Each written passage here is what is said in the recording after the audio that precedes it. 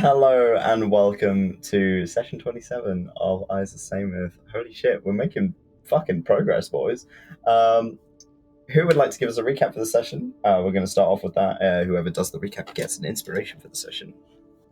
Me. That's the first. Fuck me. Alright, go on then. Don't get offended. Come on. Excuse me, sir. I do the recap most sessions. Thank you very much. It's God I know, damn. honey. It was satire. It was satire. Hello, everyone.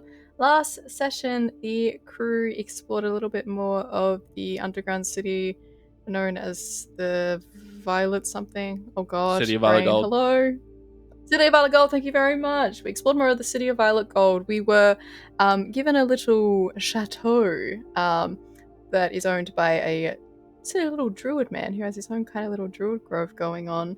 And we had some conversations about our next steps, party plans, as well as conversations with Genka, who came to visit the party. There, Lyre had some conversations surrounding his plans to create a siphon of sorts, as well as where his morals lie in terms of creating such an item.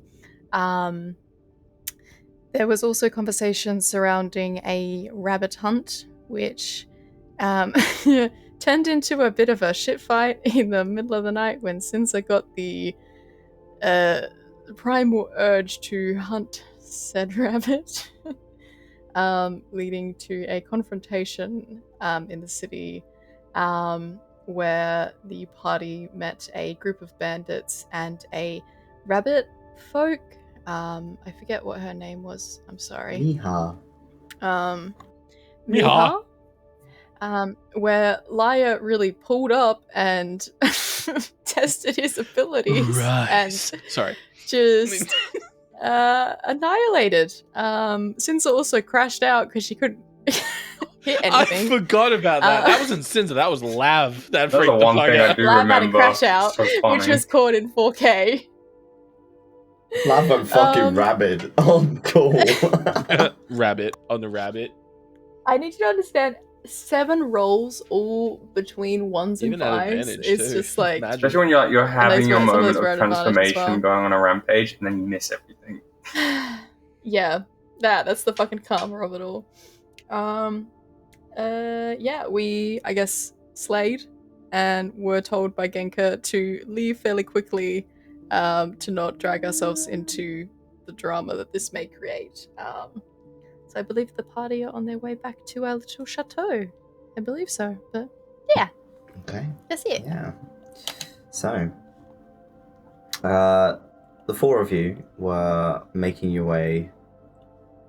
You were making your way back to your abode as you were advised by Genka to kind of be out of the scene when the quote-unquote police showed up to avoid, any potential misgivings, considering, you murdered 3 people and robbed one of them, and severely beat her down. So there's just like... Toby. Yes, it was dead or alive. However, the way you went about it maybe was quite fucking brutal, because there's like 2 halves of multiple people laid out in this fucking street. So yeah, now you guys begin to kind of make your way back at a relatively quick pace.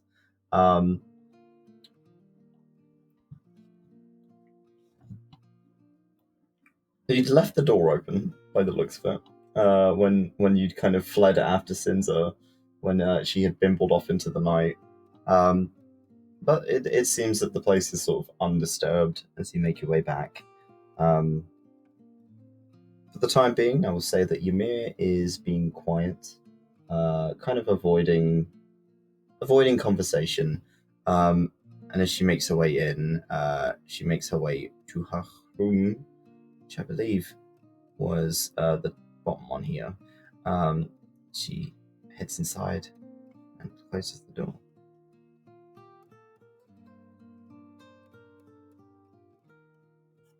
What are the rest of you doing?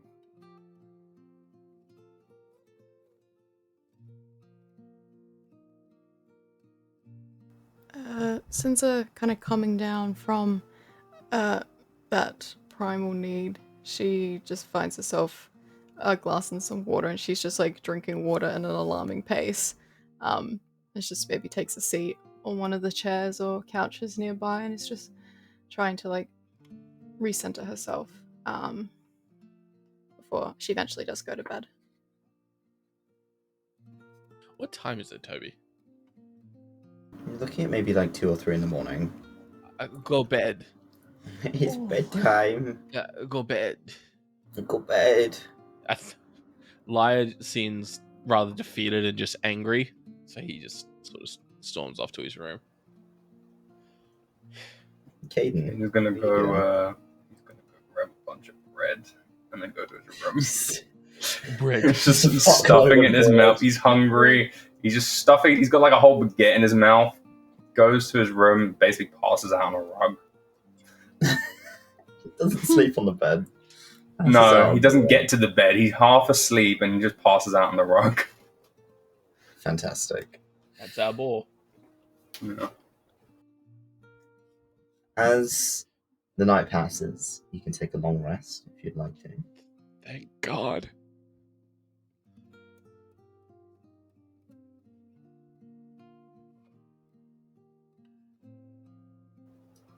I've forgotten to click on long rest, the last 2 long rests.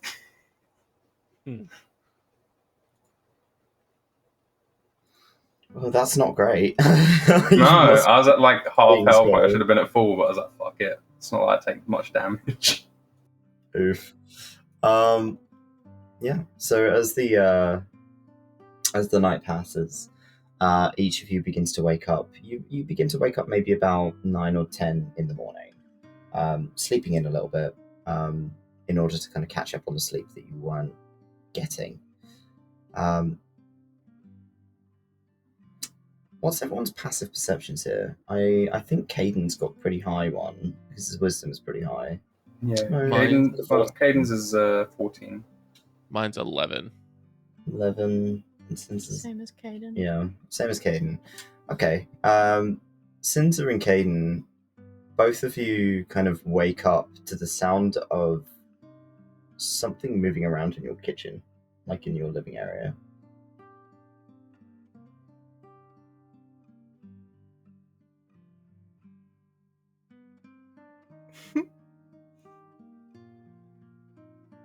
Can I just like You can open the door. creep my way? The door just like half. He's opened his door. He's standing there with like still bread in his mouth. Like It's like soggy because it's been in your mouth like all night. Oh, that's awful. It's horrid. he's half asleep. Sat at the table with a cup of tea is Genka. Kind of looks at you. Good morning, big man. Is it morning already? I know it's not exactly easy to tell when you're underground, but yes. Fuck. Alright. Just gonna come sit down. Enjoying the bread, I see. Yeah. Yeah. Mm-hmm. Okay. Very hungry. The tea he's got has this. You immediately notice the metallic kind of smell that this drink is kind of giving off. As he's drinking it, it is clearly quite thick and slightly off color. And he seems content, you know.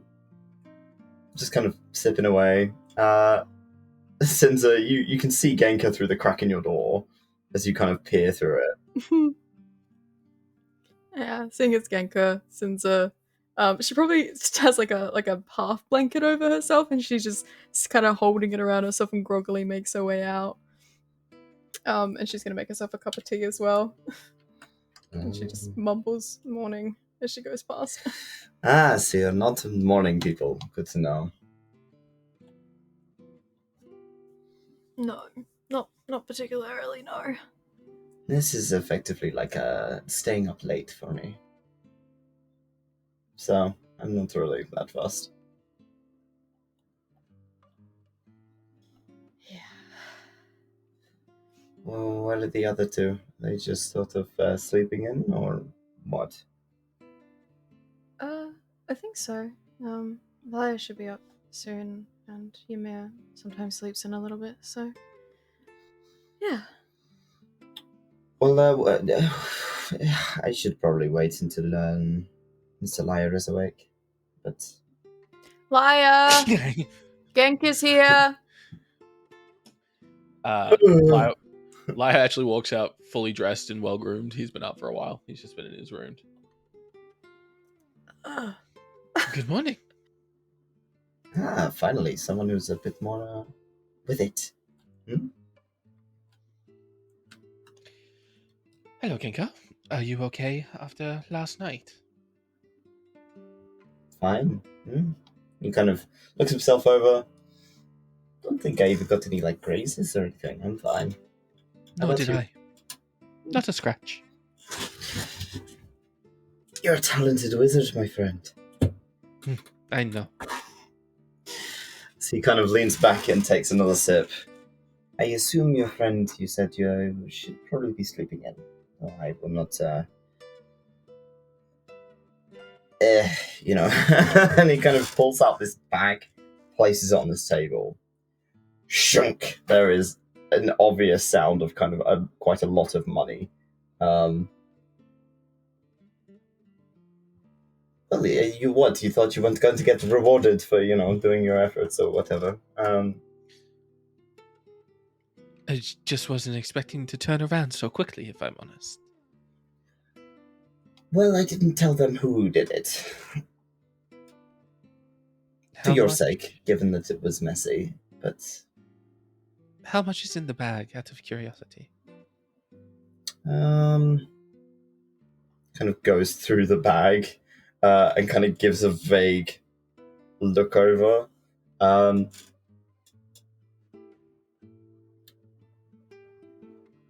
Looks like the 5,000, but I'm not sure. I haven't counted. Well, if there is 5,000 gold in there between the four of us, including Ymir, it's 1,250 each. Did you want any of the take, Genka, seeing as you did help? Me, no. I have my husband's estate. I am perfectly fine when it comes to these sorts of things. Huh? No arguments from me. Lyre's going to start rifling through and counting out 1,250 for himself. Okay. You can add 1,250 to your gold each if you would like. I will add it to How much? Ymir's sheet as well. $1,250. Oh my god. Has Kaiden seen this much money before, out of curiosity? He's never big seen burly more, rich boy, he's never seen more than like 5 gold. I'm so proud of you, buddy. You've come so far. God, Ymir is What's that? stacked. Holy shit. My brain Mm-hmm. feels like reset. What was that, 1,000? 1,250. Oh, I got a bit of money now, especially after that 200 and whatever I stole from the fucking rabbit. Oh, they had fucking platinum too. I forgot about that. Anyway, carry on. You still have that black napkin in your pocket. I do. I need to identify it when I get a moment. Genka seems chuffed, generally. It's kind of just finishing off their tea. They seem to be a bit more relaxed with you lot than you last saw them.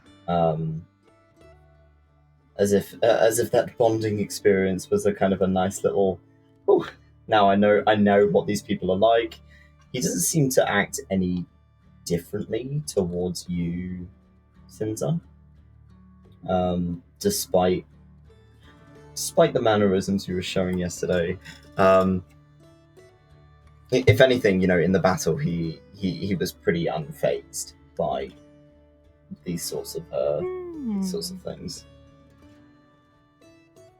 Okay.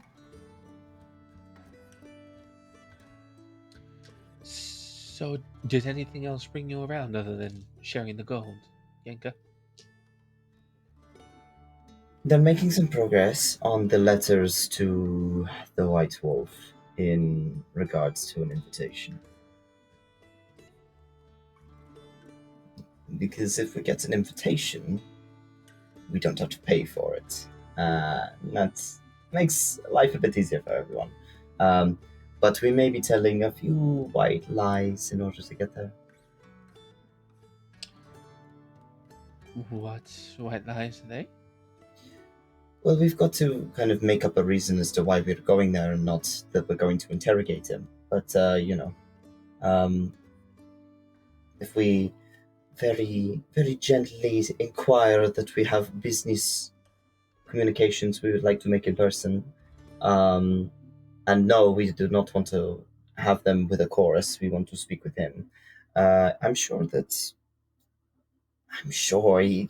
man is an entrepreneur. He likes to have a good business opportunity. So I think we'll probably get a ticket. We may only get a one-way ticket. And then we're going to have to find our own way back, which would be a bit of a ball ache. Okay. Can we help at all with getting a ticket to and from, possibly? If you have two grand each to pay for a ticket, then sure.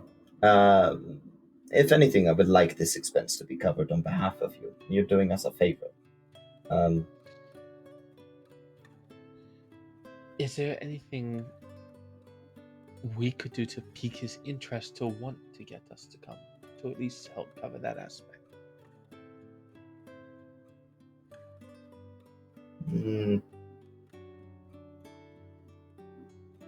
You're quite interesting. Pointing at Lyre. What? Well, you're interesting. You're the first no mage to be connected to the weave. I'm sure he'd be very interested to meet you. I mean, by the sounds of it, your friend has some kind of connection to the ring. So I mean, might get to somewhere. That's a selling point and gets him interested in getting us up there. I'm happy to share that information. I'm not embarrassed by it. It's not going to put Lyre in any harm or danger at all in giving away that kind of information for someone who's, from what you've said, quite dangerous. Not that I don't think Lyre can handle himself, but I mean...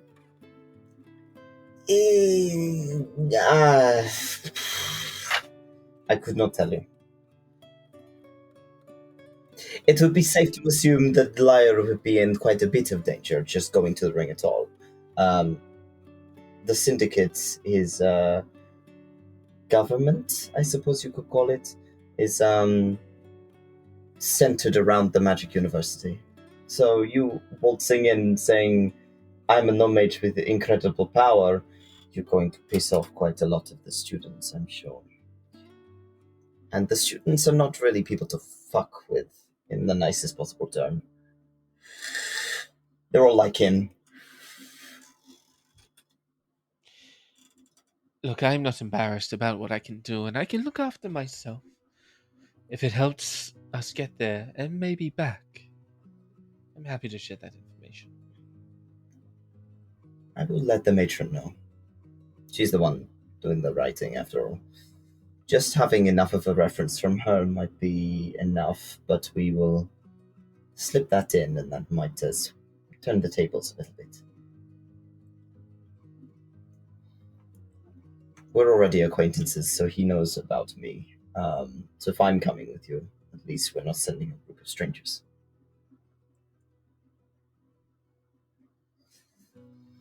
Places down the empty teacup.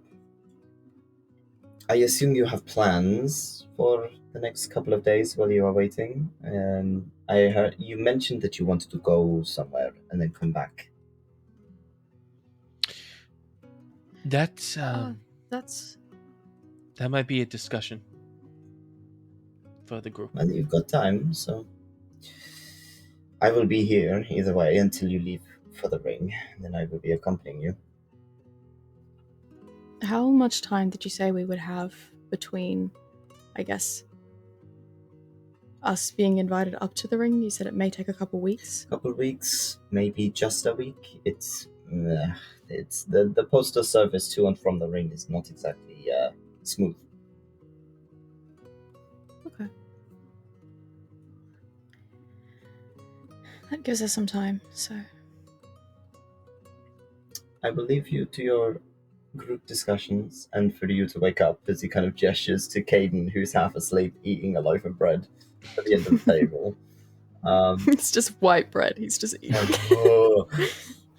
It's the kind of the stodgy bread they make in the mine, so it's like really heavy bread, and you're like, you know, just inhaling it. Oh, Jesus.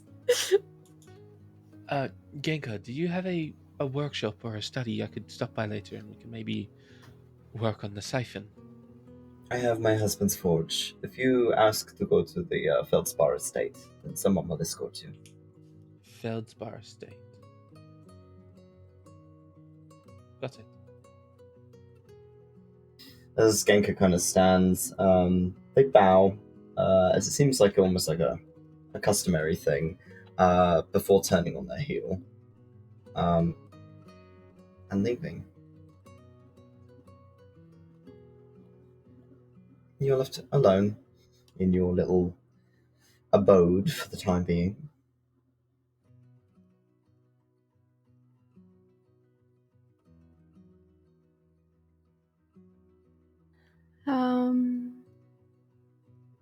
Well, I mean, it sounds like we have some time, so we have some money now if we wanted to do some shopping today. Or, Lyra, it sounds like you have something that you wish to do, so...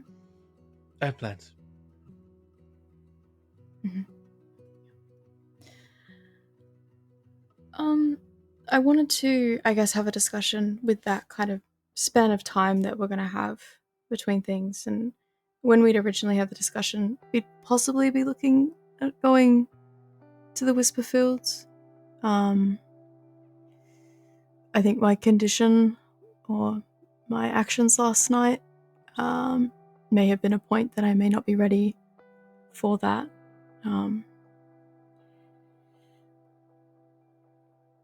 I think I still want to go visit Miris and dig into that before I dig in something further in my mind. I'm not sure how that encounter will go.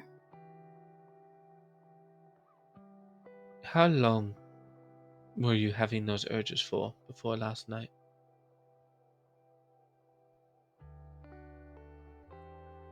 Do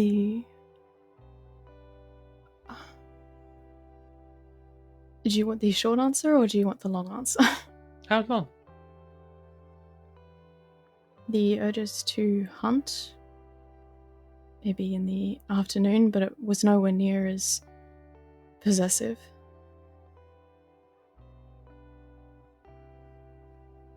Why didn't you mention it?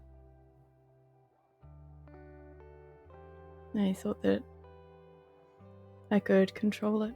How has that gone every other time? I didn't really think.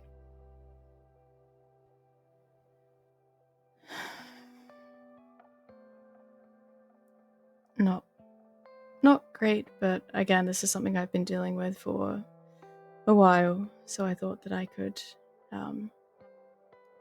contain it. I should have said something, and I'm sorry I didn't think it was going to get to the point that it did. And I know that I put everything that we're trying to gain here at risk by allowing that to happen, so I apologize. Sinza, can I be honest with you? It's going to sound harsh, but I don't mean it to.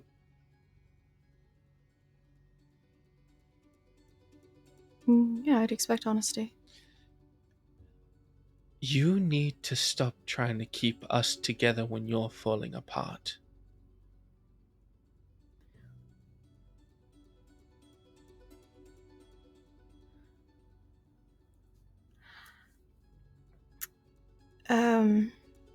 Sinza's nails kind of dig into the wood top, and she doesn't mean to. It's just a jerk reaction. And her eyes cloud a little bit, and she's just so incredibly still.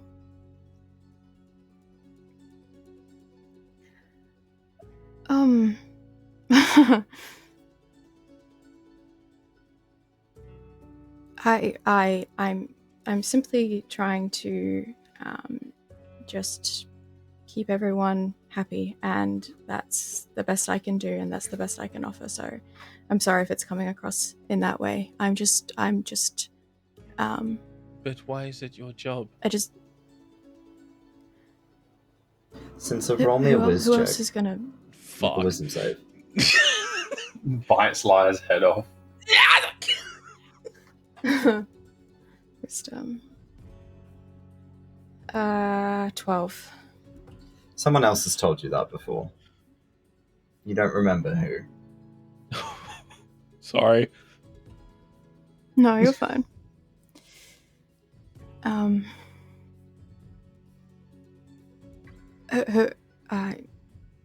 Who else is going to take responsibility for that? Someone needs to try and keep this party together, especially when there's so many conflicting emotions going on all the time, and everyone's got something that's going on, and there needs to be someone who's trying to center us. Otherwise, everything's just going to fall apart, and then you're all just going to disperse, and then everyone's going to leave, and then I'm going to be alone again, and I need something. Sinza. Breathe.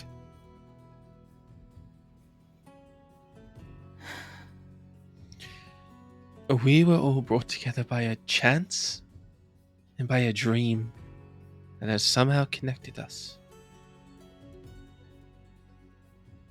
Sure, you all piss me off to high end, maybe on a daily basis. But I care about you all. And I don't plan to leave.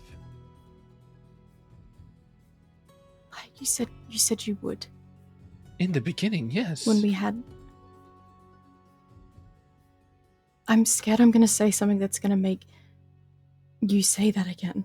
And I don't want to step on anyone's toes. If I just say things that people want me to say, if I just act in a way that people want me to act, then I'm not going to offend But anyone. that's not and then you. No one's going to get upset. That's not Sinza. And that might be triggering your... I don't know who Sinza is, Lyre. We're gonna figure it out. I don't know who she... But you have to talk to us. And you need to stop putting us before you. Take a page out of my book. Be selfish. Put yourself first for once.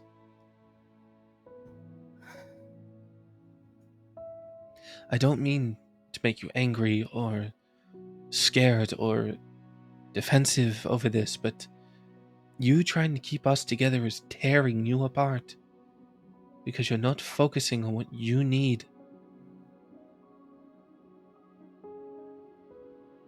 If we're gonna fuck up, we're gonna fuck up. But we'll bring it back together. Kaiden got taken by vampires. We got him back. I have a Fey demon chasing me. You guys didn't go anywhere.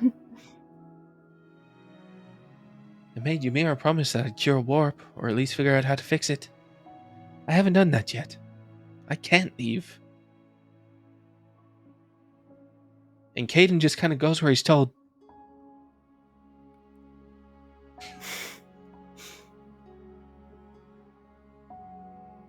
Plus, I'm teaching him things, and that's going to take a little bit of time.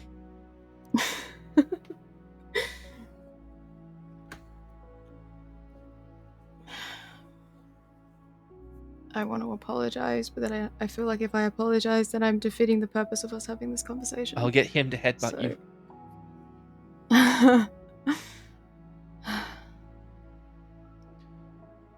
Once he finishes his bread. Yeah, let him finish the loaf at least. He gets grumpy if he doesn't finish a meal. But look, I'm going to take a day to myself because you pissed me off last night. greatly. But I'm gonna be back at the end of the day.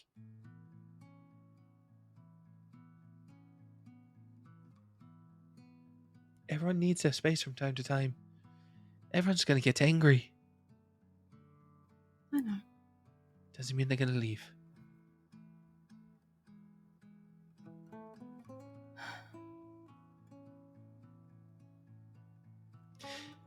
I'm just scared if I look away for too long, I'm gonna look back and not know who you are. I'm a god. You know this.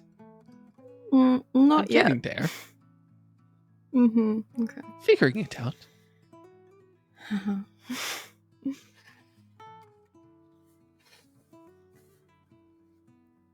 Thank you, Lyre. I think I needed that.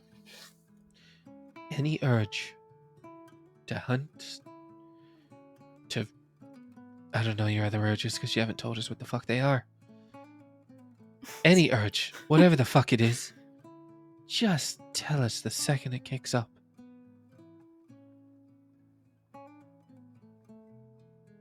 Good. Now fuck off. I'm gonna do some shopping.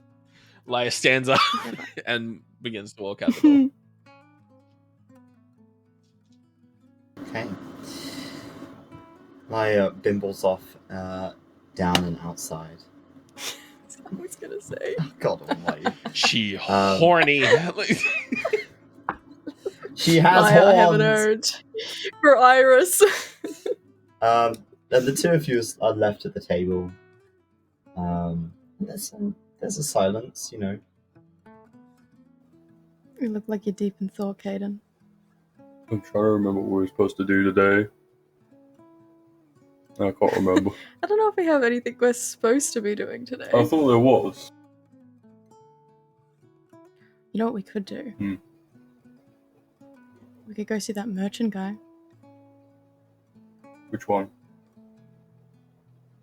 The one who they spoke about at the council. The one who has like answers for stuff. Has eyes in 𝘏𝘏𝘏𝘏. Isn't that... Wait. The merchant in 𝘏𝘏𝘏𝘏? I think they said he has an office here, and then he has like eyes around. Kind of. Lyre and I encountered one of his followers in the sewers of 𝘏𝘏𝘏𝘏. He's not using people's eyes, You could is ask he? about your dad. I don't think. I think they said he has like crystals and stuff, and maybe he sees through other people's eyes. Okay, well, as long as he doesn't want my eyes, I think, yeah, go see him. No, your organs. Your organs are your organs. We've had this conversation before. Yeah, we can go see him. Maybe he might have some answers, or you can ask about your dad if you want. Yeah. Maybe.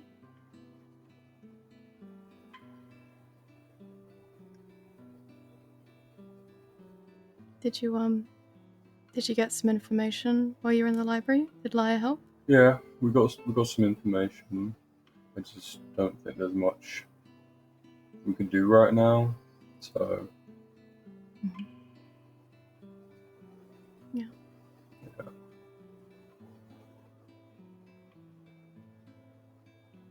We'll go get him soon, buddy.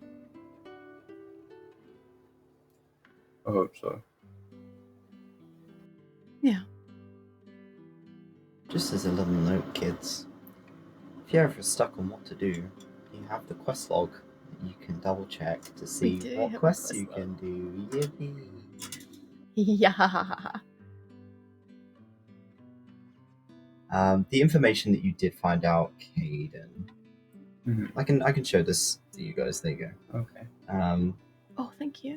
The information you were able to find out is that the hag that you're suspecting to be in control of your father is known as the Mother. Oh. You contacted Mummy as you fuck's sake, god damn it. I saw a lab do that, god damn it.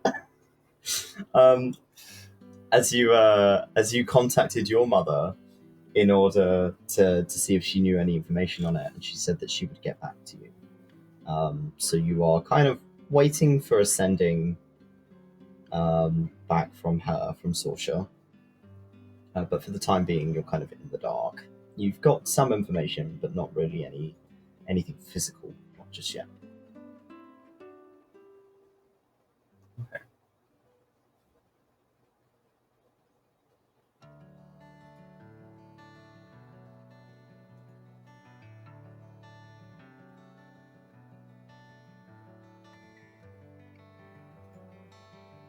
Just also, if just casually, Kaiden, if we did want to go see this merchant guy, they entity of being may ask for like what's the word I'm looking for here?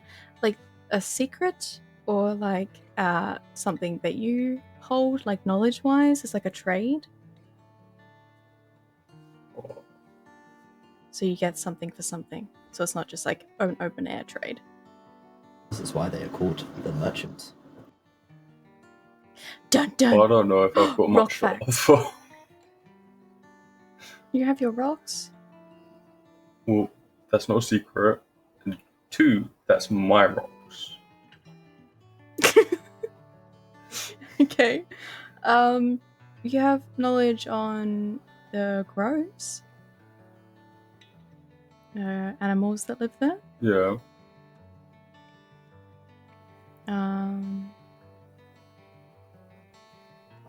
That may be of value. Rock facts? Instead of handing over rocks, you can just like, here's a rock fact. Did you know that this rock has this rock thing? I don't know much about rocks. I don't know if they'll accept rock facts. They might.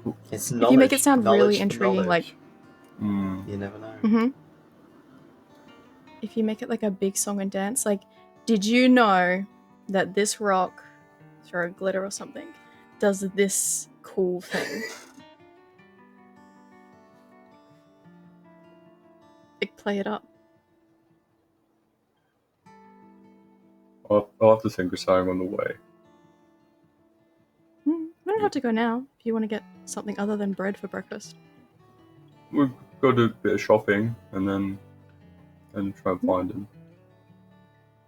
Yeah, we can do that. Okay. So if the two of you are kind of prepping to go shopping, Odin, we're going to start with you. So we will move these guys from the street because they're still in the street. You're making your way down and through the city, and even this relatively early in the morning, it is pretty busy. People are kind of out and about. You're getting quite a few kind of odd looks, you find, just because you're not something that often appears in the city. You know, this is mostly dwarves, and one, you're taller than almost every dwarf, and 2, you're bright blue. Good. Like, I like being tall. this is a first.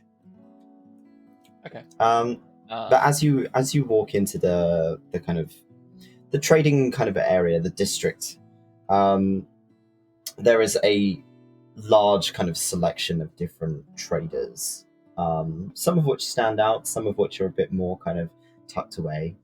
You see a banner trader, somebody selling these beautiful banners that are like one-handed on a pole that you can either attach to your back or you can carry in one hand, all of which have this kind of shimmer of green on them. As you're kind of looking at them, they are enchanted banners. There's an ore trader, somebody selling precious metals, gems, these sorts of things. A few weapons traders of different varieties. There's a place that you did notice on your way in as you were looking around was the scrolls and potions. And there is a wagon trader. Okay. Just to cover the base, am I able to head up to the scroll merchant first, please? Because your boy wants magic. You see this kind of green-robed little dwarven figure with the giant kind of glasses that make their eyes fucking huge. And they are, maybe about 4'8" kind of white hair. Not a lot of hair going on their head, quite a lot of hair going on the chin. That is kind of a beard that's well plaited and tucked in. And they smile at you as you walk over. Hello. Hi. How are you today? I am very well. How are you? I am well. I'm looking to spend a bit of money today, so... Oh, I like money. I'm looking for some specific spells. One would be... Well, spells in regards to being able to move around quickly or disappear and reappear in place. Do you have any of those types of spells at the moment? You mean invisibility? More so Misty Step. Yes. Wait. And they turn around, and you watch as they pull like an empty scroll out of a large pot around the back of the stall. And they kind of flick it open, and it's empty.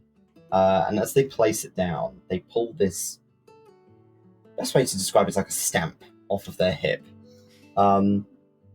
And it is this fucking massive wheel of different runes in like different combinations. And they kind of click, click, click, click, click, click as it kind of like each rune kind of shifts into a different one. And they kind of look it over, a couple more clicks. And they stamp it onto the paper, and as they kind of stamp it down, the paper lights up for a few moments, and words begin to imprint their way across the paper. Yes. They put it down, head over to you, roll it up. Misty Step. Right. I'll absolutely take that.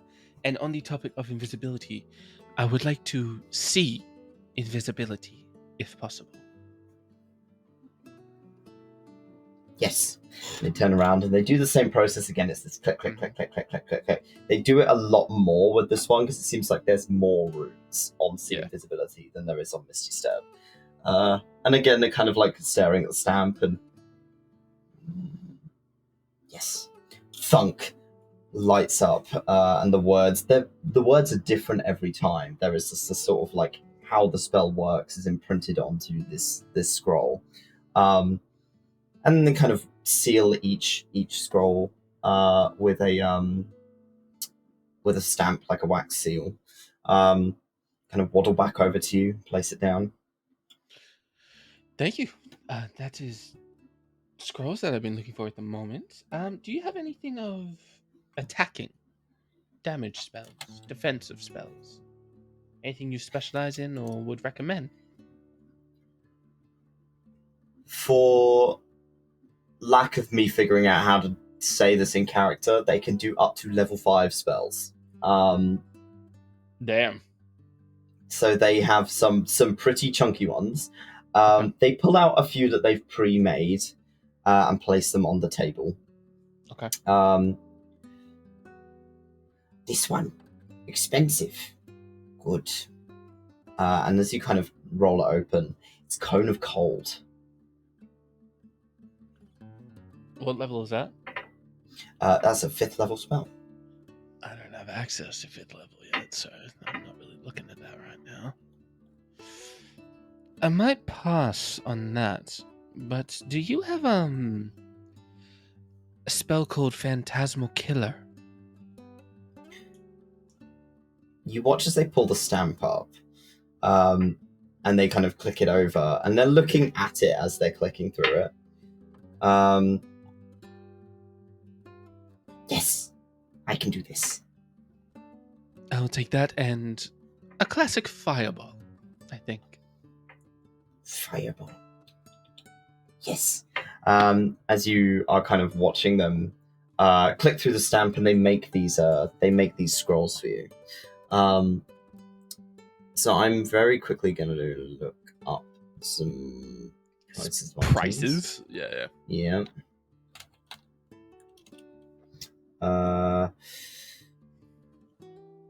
Misty Step and See Invisibility shouldn't be that bad.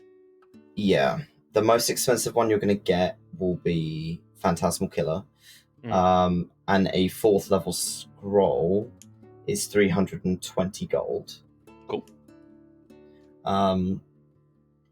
So 320, let me get the calculator out. I'm on it. If you don't understand the numbers. So it'd be 320 for that one. Mm-hmm. For the fireball would be 200. Mm-hmm. For Misty Step, it's 1st level. Second, I think. 60. Is it? I think it's second.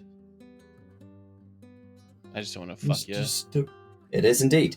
That is 120 gold. Yep. And then See Invisibility is also 120 gold, yeah. So I owe you 760 gold. You do indeed. Mm-hmm. How much is platinum again? That's 10 gold, right? That's 10 gold, yeah. Okay. So 750. Yeah, he'll just bring out 750 and place it down in front of the vendor. He kind of bundles the scrolls together in a green ribbon, and then seals it off with the wax seal. So it's like a little bundle of your scrolls kind of tacked together, places them on the table, takes the gold, and you watch as he kind of shuffles it into a little pouch on his back, on like his belt. Just double checking the kind of the flat metal and kind of flicking it over. Yes. Yes. Poisons. Would you like poisons? Not much of a poison guy, personally. I'm looking for magical items. Snake. Do you know where I could find them? Snake poison. Snake poison. This is I'm kind of gesturing hearing at you. I understand what you're saying. But I'm fine, thank you. Magical items. Where would I find those? What kind? Old kinds.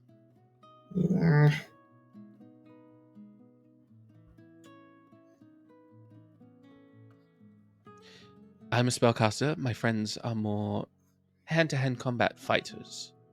So a store that sells weapons and magical enhancements would be great. You speak to Hawken. As he kind of points Hawken. across the road to a very, very old-looking dwarf who's got kind of a large pair of goggles on the top of his head. Absolutely no hair whatsoever. No eyebrows, no beard, no hair. He is just completely hairless. He looks like a hairless cat. He looks like a strange little scrumbly ball sack, effectively. And kind of points to him. He's like, Hawken. He fix you up good. Yes. Yes. Thank you. And what was your name? Sorry. 𝘏𝘪𝘧𝘐𝘍𝘠. and he kind of takes your hands and Pleasure to meet you. I am Lyre Weavewalker. Lyre. Like the instrument. Yes.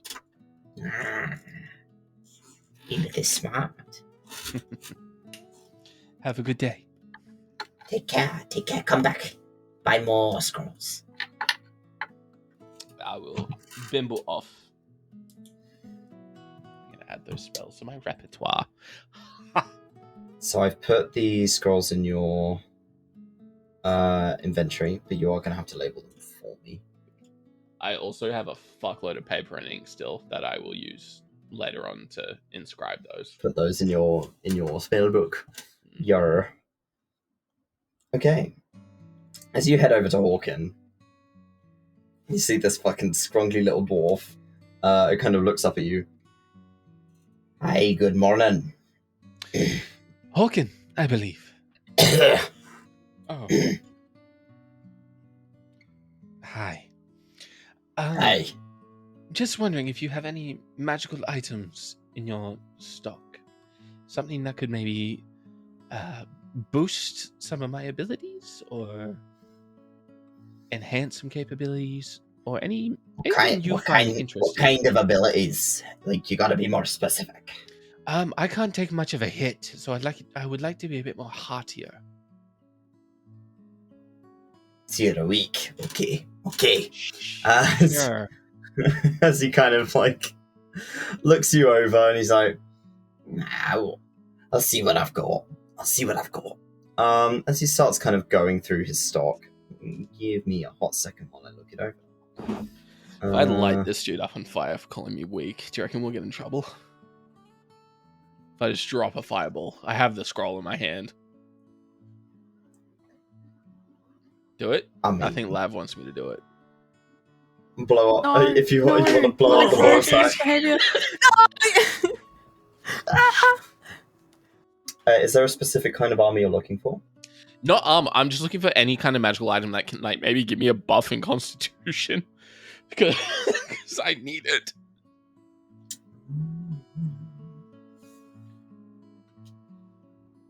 Let's have a look at what I have in my setup. As Hawken comes back to you, he's brought back this box, and he kind of flicks it open, and there are a variety of rings that are all beautifully crafted inside this. Actually, you know what? Make me a perception check, Lyre. Perception?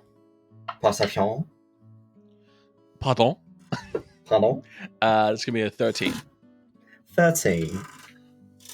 I'd say you feel it more than you recognize it, but something about the material of the box almost like suppresses magic or stops magic from passing through it. Oh, it's lead. So these magic items are being kept in a potentially Locked a away lead box. Yeah. So that they, one, cannot be detected, and two, they cannot be manipulated whilst they Got are out of stock, let's say. And he places them down. That you said Constitution. Yeah, Make you want to be a bit more bit more beefy. a bit beefy. I don't have anything that'll make you, like a fucking, I don't know, giant or some shit like that. But That's fine. I've got things that can make you resistant to different kinds of magic and those sorts of things, if that's something you're interested in. That could work. What do you have? So he tells you he has psychic resistance, radiant resistance, fire resistance, force resistance, cold resistance, and acid resistance. Question, Toby. Hi. I've done a bit of research on the wolf, right? You have, yeah. Did it ever mention the type of magic he specializes in or enjoys using? It didn't say anything about his speciality at all, but it would be. You can roll me a, let's say, intelligence check I'm to smart. make a safe assumption. Let's say It's going to be 16. it'd probably be safe to assume he's either going to use the cold of the ring to his advantage, or he is going to use psychic manipulation. How much is each ring? So the cold resistance one is 2,000.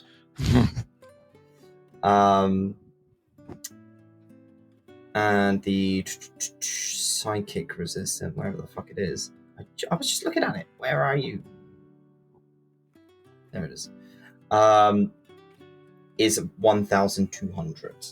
But he seems like the kind of man that is open to haggling. Right. Or trade if you've got something good. I am rather interested in that ring of psychic resistance, I believe it is. Mm.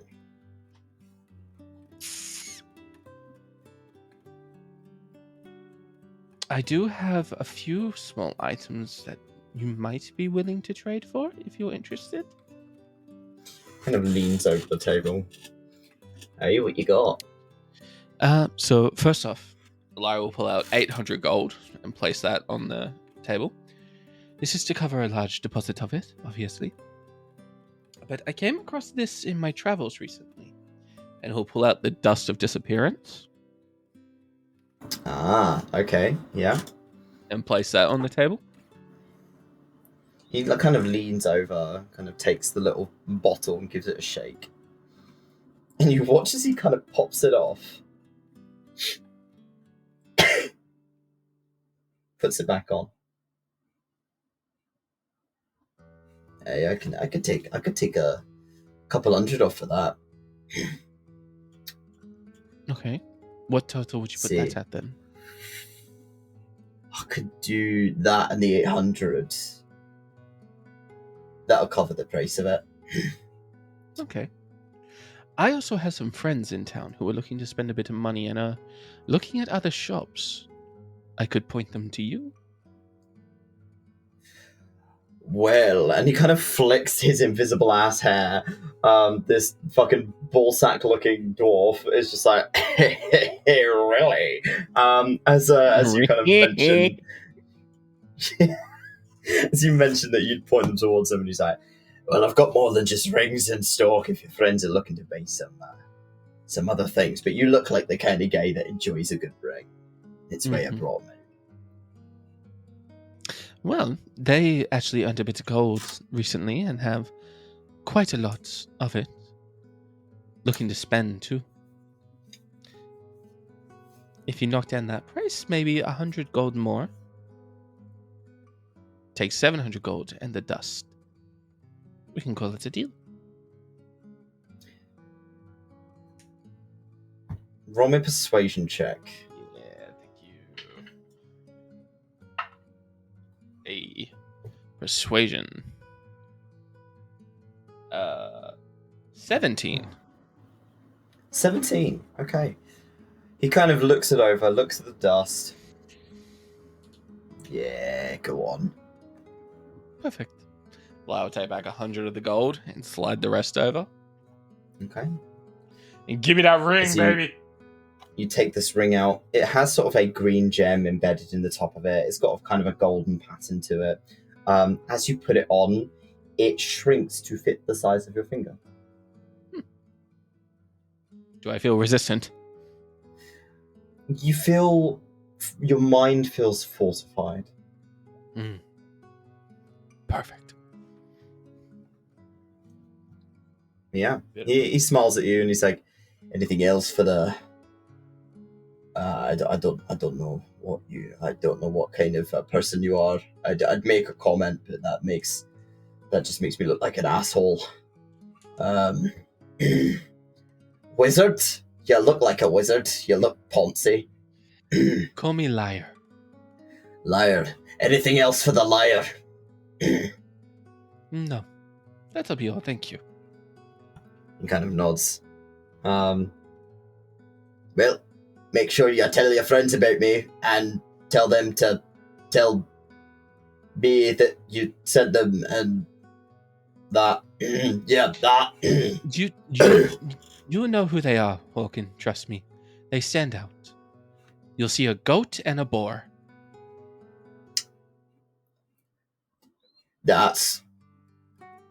I shouldn't find that weird. He kind of like shakes his head and he's like, fine, yeah. But yeah, if you're done with Hawken, Yes. if there's anything else you would like to look at. I am fine. I'm going to head back to the house. Okay. And that'll be me for now. Alright, as you make your way back, Sinza and Kaiden, you're making your way into town. You're making a slightly different route to the route that that Lyre has taken to get back. So you don't pass each other. But when you do arrive, again, it's busy. It smells good. Like people are making food. People are selling all sorts of things out here.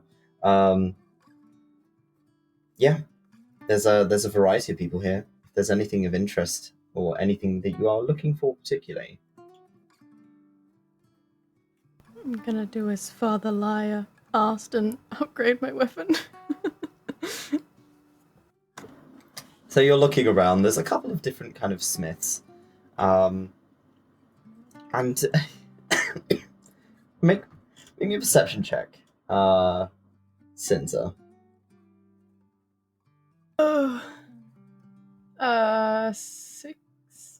16. You kind of catch wind of quite a large stone stool. So a stool that has been set up there almost for quite a long time. That they have made it a permanent fixture as part of the trading district, with a variety of different kind of cuirasses on sale, a few weapons, a couple of polearms out front. And stood behind the counter is a face you recognize.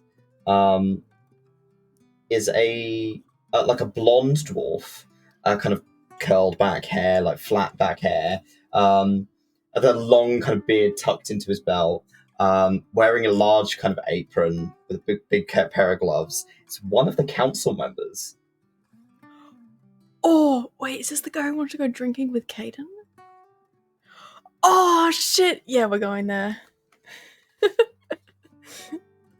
And as you approach, he grins, specifically at Kaiden, as you make your way over. He's like, "The big man, hello, how's it going?" It's going alright. You don't fucking shout. Oh, well, yeah. I got woken up in the night and didn't sleep well, so... Oh, yeah, poor wee thing. What a shame. Don't worry. A big, scary fucking weapon will make your day better. As he kind of looks at his work, and he's like, I got a wide range. I am the best smith in the city. Now that Heliodor's not taking my fucking title. So if you want to buy something, it's right here. Or you want to go for a drink and I'll just bum off work, I'll do that too. Well, we can go for a drink later. I think... Oh, fucking yes. Sinza wants to have their weapon looked at. What, the big fuck off axe on your back? Hello. Hey. Hi. Pass it in. I want to see. see. Sinza just takes it up and puts it in their palms. Oh, as he kind of puts it down, he's like, oh yeah. Oh. As he kind of looks it over. It's like, this is really erotic. Where'd you get this? Found it. A friend said it was of vampiric nature. Yeah. I couldn't tell you what clan. You could or couldn't? Kind of runs his hand over it. And as you watch his glove kind of move across the blade, the palm of his glove kind of sparks almost. There's like this thunderous crackle under his palm, and as he swipes his hand over the blade, he watches like a few runes light up in the metal. And there is this sigil that was previously invisible. And it lights up for a moment and then kind of fades out. It doesn't leave any marking on the metal. It's just kind of there. He looks it over and he goes, "Oh, God, you must have fought your fucking way through this. Jesus, that's a that's a Crimson Circle weapon there, and they're not nice folks." Ooh. Can I do a soul search? You want to try and figure out? More like, have I heard the name Crimson Circle before? Not like, do I remember fighting a horde of vampires with this? More just like, have I heard this name before? Roll me a history check. I'm gonna have faith in this system, because I'm not. Yeah, come on, baby, come on.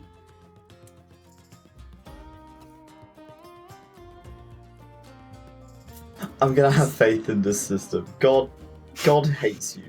I'm gonna Wait, say wait, you have that inspiration. You're not You a just fan. did it. You Okay, did I want to inspiration. use my inspiration. now. Okay, use inspiration. Yes, sir. You fuck me. Yes. So close to being a 20. I know it was. It tilted on the edge. Fucking edged you right then, dog. Yeah. Yep. So, Crimson Circle rings a bell. That's about it. You don't really know anything about them. Yeah, no, nothing really sticks out to you with that. That's fine. Yeah, Sinza puts that little thought away in her mind for later. Do you think maybe you can just kind of fix her up a little bit? Is there anything you can like add to it to make it hit harder? It already hits pretty well, but I can sharpen the I'm happy mask to- for you. more than welcome to. Oh, as he kind of takes the hammer or the axe, sorry, and kind of lifts it up, and you notice that like Baylor had no trouble picking up migraine, right? And this is a very similar situation. This is a fucking massive axe. Lanth just holds it over one shoulder relatively effortlessly, and just begins to kind of waddle off. He's like, I could sharpen it real good for you for 500 gold. How's that sound? Is that gonna get me, Tobias? Is You that can gonna get get me plus anything? 2 on your weapon.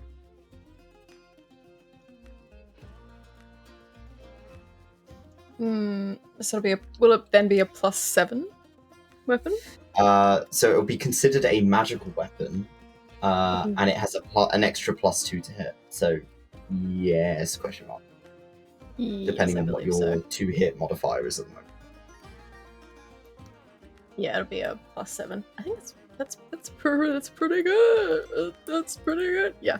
Yeah. Sinza will take her little talons into her pouch and she'll lay down the 500 for it.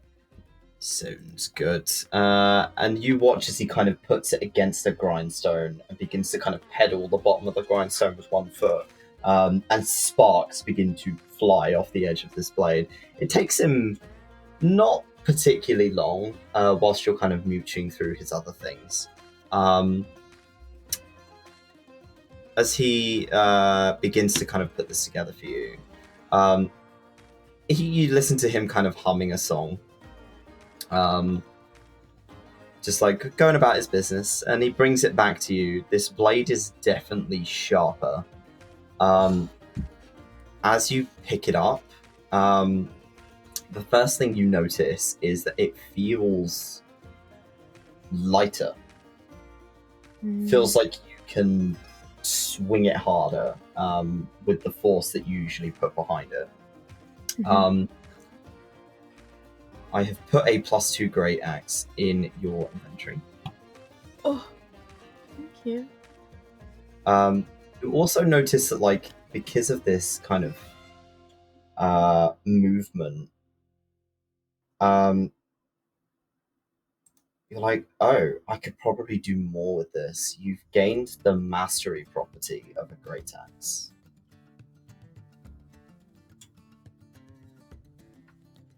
What does that? So your mastery Information. property will be the cleave, yes. So Yeah.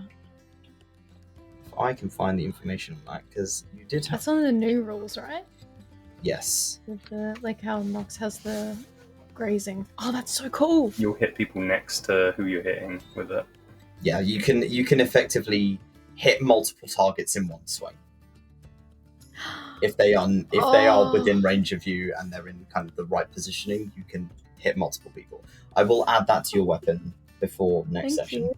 But as for the time being, you feel like you could do a lot more with this blade. And Lamp kind of leans over the table, slides the gold in kind of seamlessly into a pouch. Just don't tell the other crafters I'm doing your deal like that, because they'll get fucking pissy about that. But you know, whatever. No, I appreciate it, and she kind of like gives it like a little swing, like making sure that she doesn't hit anything as she does so, but she just kind of tests it out a little bit. Thank you. It almost reverberates as it hits, like as it goes through the air. Kind of it leaves this almost like hum as it cuts through the air as you swing it. Oh, I could listen to that all day. Fuck me.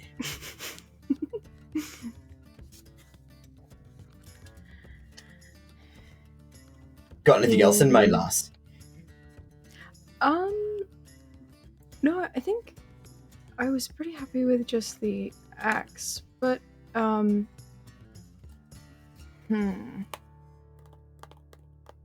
wonder, this may be a bit of a long shot, Tobes, but I'm wondering if I can add anything to my my bite or my claws at all.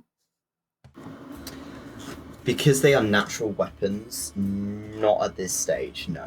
Okay. Not without training. You need to train that sort of thing. What if she gets like grills made of Yeah, I was thinking iron? if I get Oh myself my with some God. little like, if I get some Yes.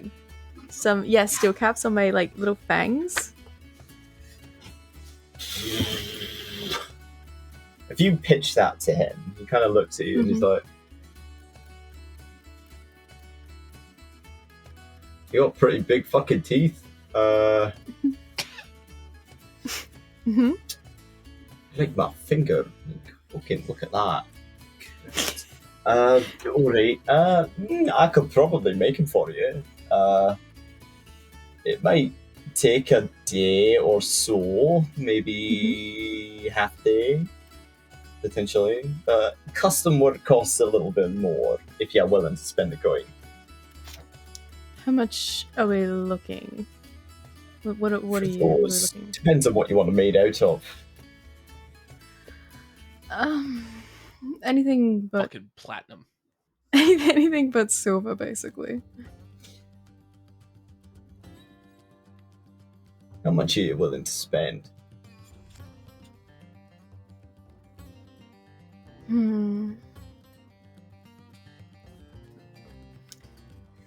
Budget's about 700, to be frank with you.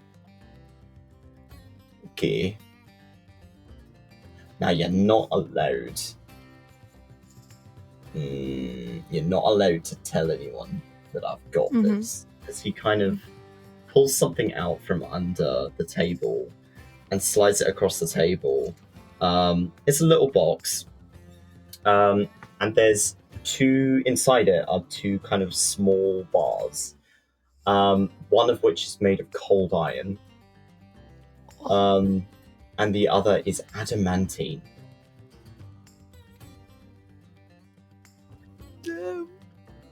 Okay. The cold iron, ooh, you'd be looking at like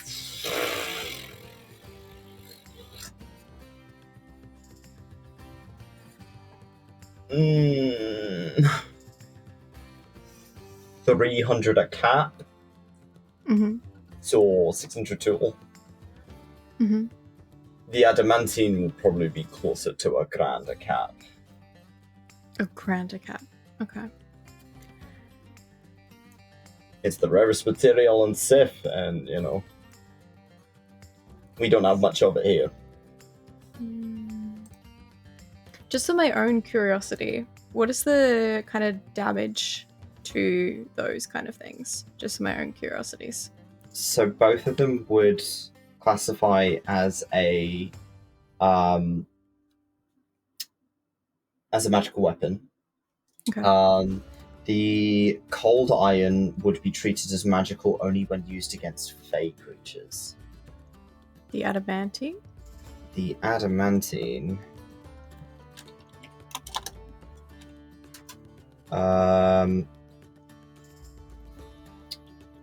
That's not helpful.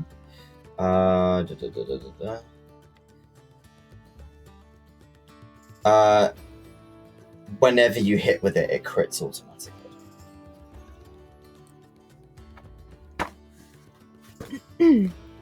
So, question. Would it have to be I have to get both done for it to be a crit, or can I have just one? You'd have to get both. Okay. It's something to kind of aim for. Yeah. he does warn you, adamantine's value fluctuates a lot. Okay. Due to its it is the rarest material you can get hold of on this planet. And the City of Violet Gold is one of the few places that has access to it because of the kind of mines that they have here.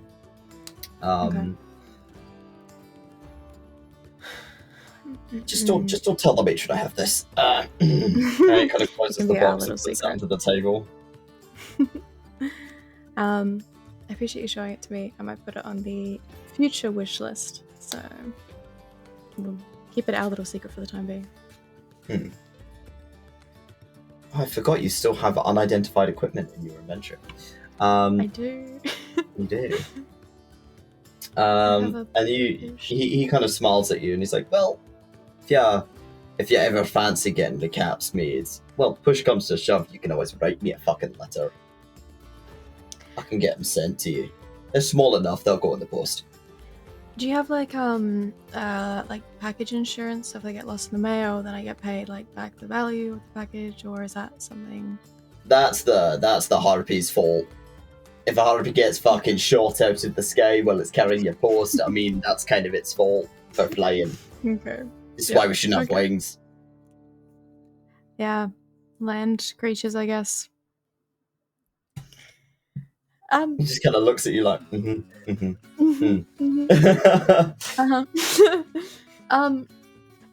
Oh, I appreciate you showing me your wares. Kaiden, was there anything you wanted to do with migraine, or you're kind of happy with? Yeah, I'll just maybe have a look at migraine. I've got like someone who made him in the grove. Take it off and pass it over. As he kind of wipes his glove across it, another sigil glows into the metal, the same way that Sinza's did. However, it looks like a maker's mark. And he kind of looks it over. Oh, fuck me, I thought she was dead. That's a good sign. Oh, this is nice. I'll have to fucking write to her. No, he's just kind of looking over. Bela? Aye, we go back. Well, I knew her when she was really weenie. Quite a bit older. I'm quite a bit older than her. Fuck me, I'm old. She's not that. Well, she's like, 60s, 70s maybe. So she's that pretty young. Oh yeah, I mean, I'm fucking old. Look, I'm starting to get bald, and he kind of shows you his fucking hairline receding. He's like, ugh. This is what I'm throwing. All that can happen to people when they're younger as well, so you don't look that old. Oh, thank you. I'll make sure to remember that. But flattery will get you nowhere. As he kind of looks over your plate. Well, flattery might get you somewhere. Fuck me. As he's kind of looking it over. What do you want done to it, Weeban? Maybe just the sharpening and like the cleanup. I think Bela might rip my head off if I get too much work done on it. Yeah, it's kind of chipped. Like the edge of the blade here, like you see there's a couple of little nicks here. You should fucking bite your cock off for that. As he kind of pulls it up, and he's like, I could do a sharpening for 500 with that as well. Yeah. If you fancy. Yeah. I'll pass it to 500. Make sure you count it out, Kaiden. You don't have to count. I don't know what I'm asking. I can't count the 500. Sinza, can you help me count 500? Yeah, she helps him No, count. don't help him count. Just let him give me as much as he wants. How's that sound? I'll put it in your fucking leg. Starts kind of working on it. And you get a +2 upgrade to migraine. Hell yeah. Let's go. It's magical now too. We'll make an adjustment to that as well. I'm gonna have a +9 to hit. Again, That's as you big kind of burly boar man. pick up the kind of blade and give it a bit of cursory swing, you also gain the mastery property of this weapon. So you also have a cleave available. Yes. Specifically, the I'm gonna be cleavers. in If the you mosh hit a pit. creature with a melee attack roll using this weapon, you can make a melee attack roll with the weapon against a second creature within 5 feet of it that is also within your reach. On a hit, the second creature takes the weapon's damage, but you don't get your ability modifier to that damage, unless your modifier is negative, which it shouldn't be with you two. Okay. But you can only make that extra attack once a turn. So even if you have extra attack, you can only do that once. You should have access to that now. And he smiles and he's like, "Told ya, best crafter in the city." I was also maybe looking at. I mean, it's not specifically a weapon, but and he's gonna show the vine he keeps wrapped around his wrist that he uses for like thorn whip. I was wondering if maybe I could get something to maybe make it easier to hit something with this, because like I cast a lot with it, and he'll give an example and just like grab a small box or something across the room, maybe just drag it closer, and then it wraps back up around his arm. I may not necessarily be able to make it easier to hit, but I can make it hurt more. Yeah, that will do. Ooh, that's gonna be this much. How long is it? 30 feet, I believe. 30 feet, yeah.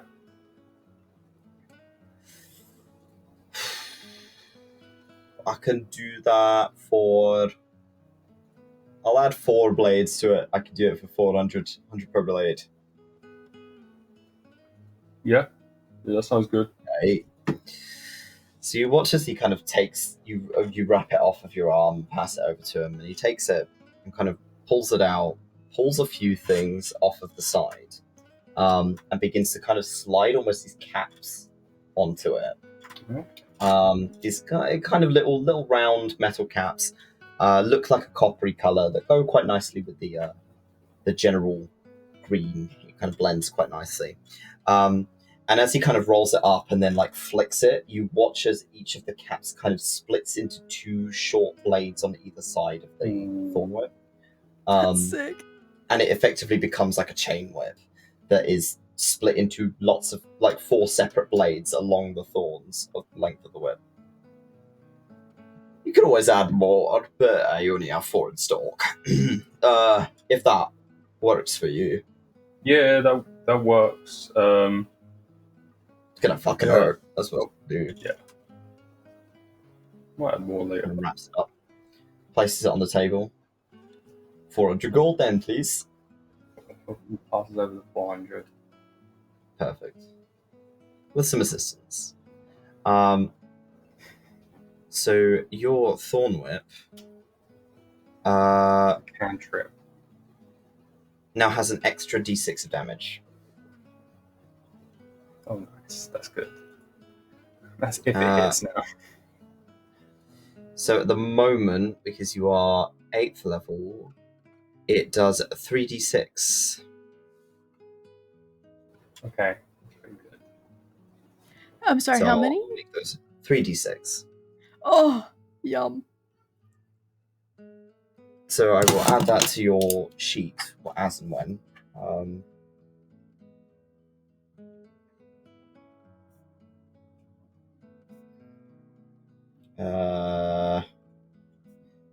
Okay. And he smiles at you and he's like, "Anything else for you, big man?"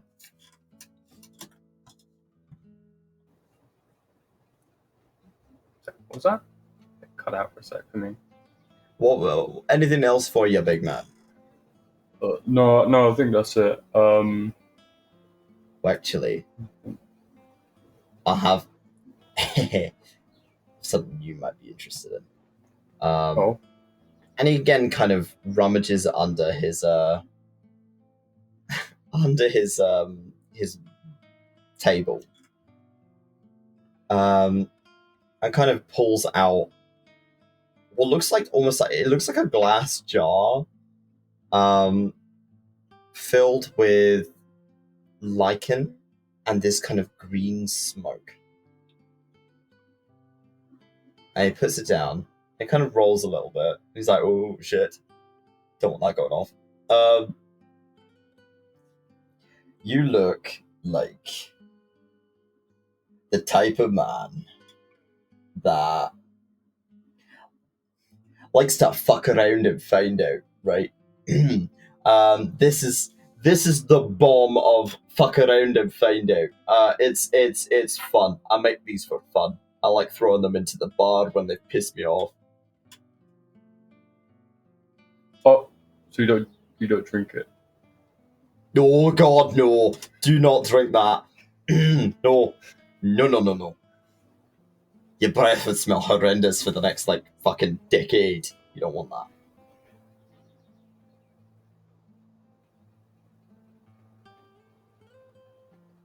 I could do them for 25 gold a pop. I've got quite a few of them. What does that do? It's a stink bomb. Oh. 25... So it is an explosive that's primed and thrown up to 30 feet as an action. It explodes at the start of your next turn. Anything within 20 feet of it must make a con save or be poisoned for a minute.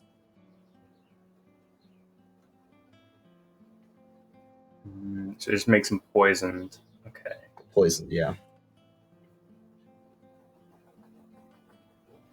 I think you'll take 2 of those.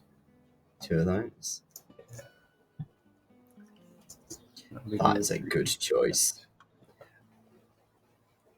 I'd show you how they work, because I'd fucking love to set one off here, but I also would piss off everyone in the trading district. Again. It's already happened once.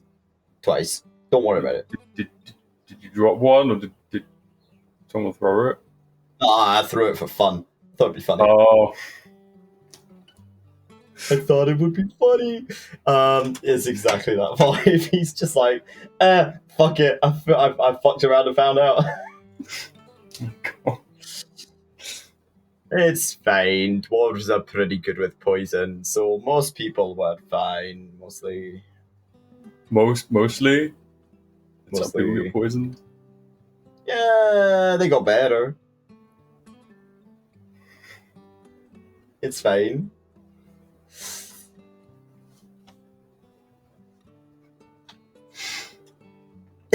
He just kind of smiles at you like, you know, as you have placed down 50 gold, and he passes you 2 of these little grenades, effectively. Stinky grenades. Oh, be careful with these. I think Ymir will kill me if there's another incident. Put one inside her armor so that when she puts it on, it goes off.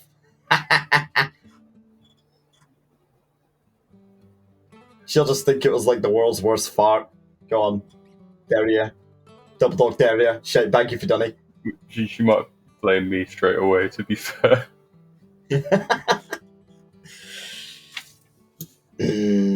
Well. I already why I call accidentally them turned into a fucking swarm of bees, and it hurt bad. How do you accidentally turn into a swarm of bees? How does that happen? Well, it was we were trying out potions, and then I didn't know what it was going to do, and then I remember You just coming drank to. a potion without Well, knowing yeah, what it did. I wanted to find out what it did, so I drank it because I didn't know what it did, and then I came to, and then she's covered in bee stings, and kind of like twitching on the floor.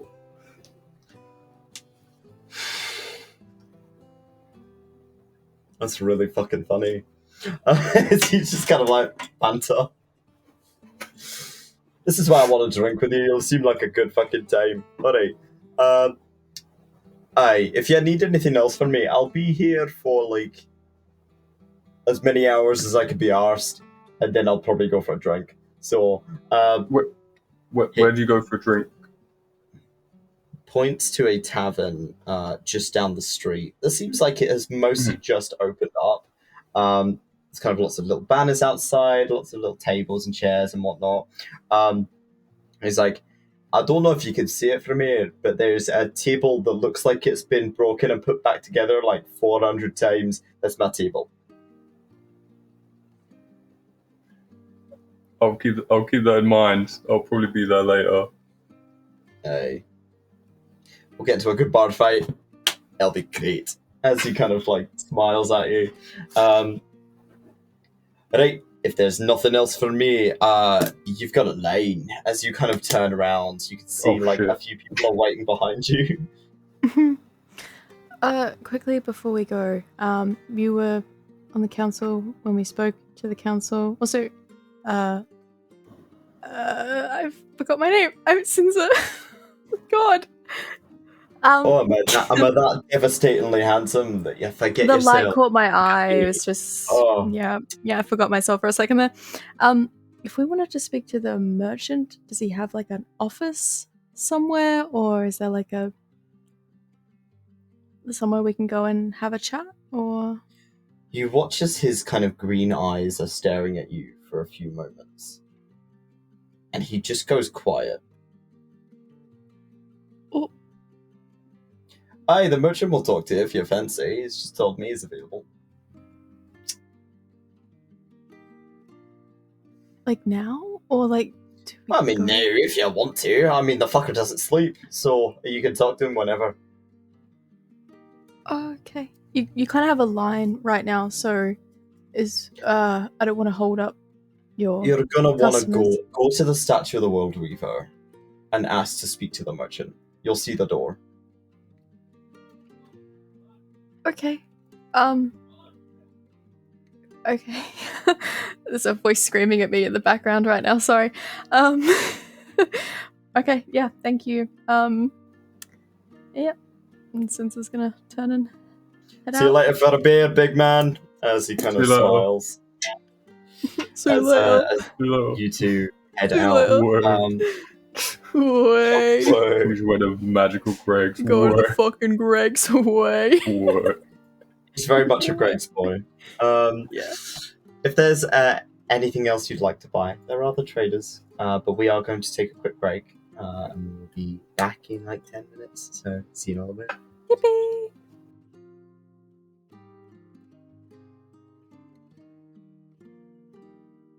So, you guys are, if you're not buying anything else, you've been given some direction.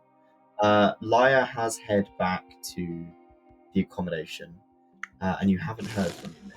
You don't know what she's up to. She may be out and about, she may be in the accommodation. Please cut that I have out to of the cut that. audio. I have to fucking cut that, you prick. You look at the editor dead in the eyes and slurped like a fucking idiot. God damn you. But you've been given a little bit of direction. It's starting to get to a point where the market is getting busy. And the two of you are huge. Hard to miss, let's say. So you feel like you kind of stand out as two 7-foot tanks in a city of 4-foot to 5-foot tall people, who are all kind of looking up at you as they're kind of dodging past you. It's like part in the Red Sea, you know. People don't really want to get in your way. But what are you two up to? We're going to see the merchant. Go see the merchant. Are you bringing Lyre?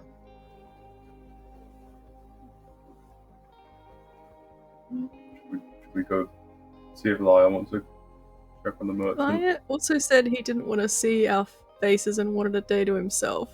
So... That's fair. I think he mainly meant your face.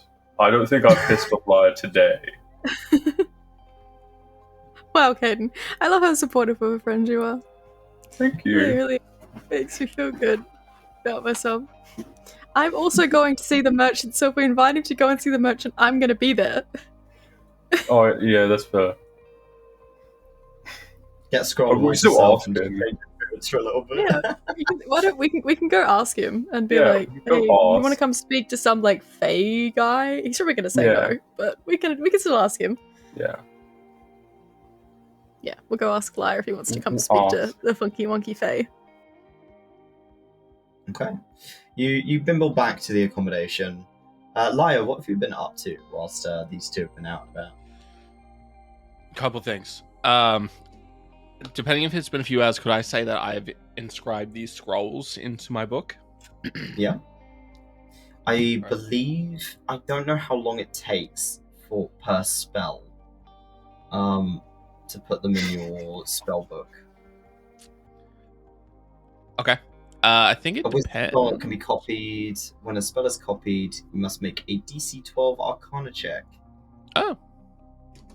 That's so new. for each scroll, you've got four spell scrolls, so that is 4 DC. So 4 rolls for me, please. I rolled a 15 plus 8. Yum. 8 plus 8. Yep. 12 plus 8. Yep. 5 plus 8. Just makes it. Cool. Whether the check succeeds or fails, the spell scroll is destroyed. So as you copy it into your book, That's a thing! the runes that are on the paper kind of transfer over, and the paper goes blank and just becomes a scroll of paper. As they are transcribed into your spell book. So you now have access to these spells, to my knowledge. Awesome. So I will. those Perfect. so you can cast them. I will also take the time to identify this fucking napkin. Okay, the napkin. As you pull this little piece of black cloth out and place it down, just quickly adding your spells. Give me a sec. I've added them in D&D Beyond, so you can just update that later if you need to. Cool. That should work.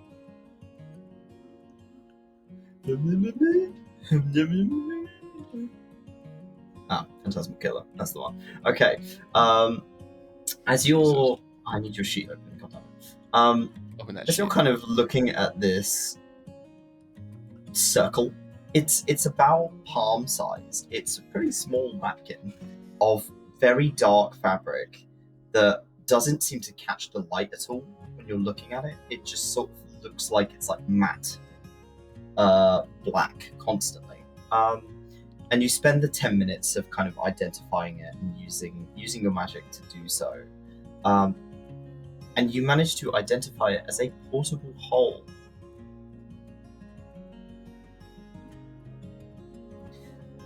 When it is thrown onto a surface, it turns into a 10-foot pit that you can put shit into, and then you can just kind of scoop it up and you carry it around. Just gonna hold it and just sort of look at the ground next to him and just toss it. As you toss it, it kind of flattens itself out. It almost forces itself to lay completely flat, and you watch as the circle, and it's just 10 foot deep of blackness. It's empty. Is it like a... Can I see into it, or is it just a black cover? You can see into it. Okay, cool. I was gonna say, You can I can stick see my head like into it? the black 10 feet down. You can tell there is a drop in front of you. Good to know. Can I pick... How do I pick it up? Can I just like... You can lift just the kind of side? grab the edge of it, and it just turns back into the fabric. Oh, I'm gonna make Ymir fall into a hole. That's so rude. She's blind. Oh, Kaiden. Okay, that's a little less rude. It's funny. He's gonna fold it up, put it in his bag. I have put that in your adventure. Oh, I'm gonna fuck with so many of you. It's gonna be great. You can also place it on walls. Oh, good to know. Cool. It's big enough to put people into it. Nice. Okay. How big is that napkin? The size? When thrown out, I it's think it's- rather than 6 feet. It is 6 feet diameter when it's on the floor, but it is 10 feet deep. When you pick it up, it is just like a hand-sized napkin.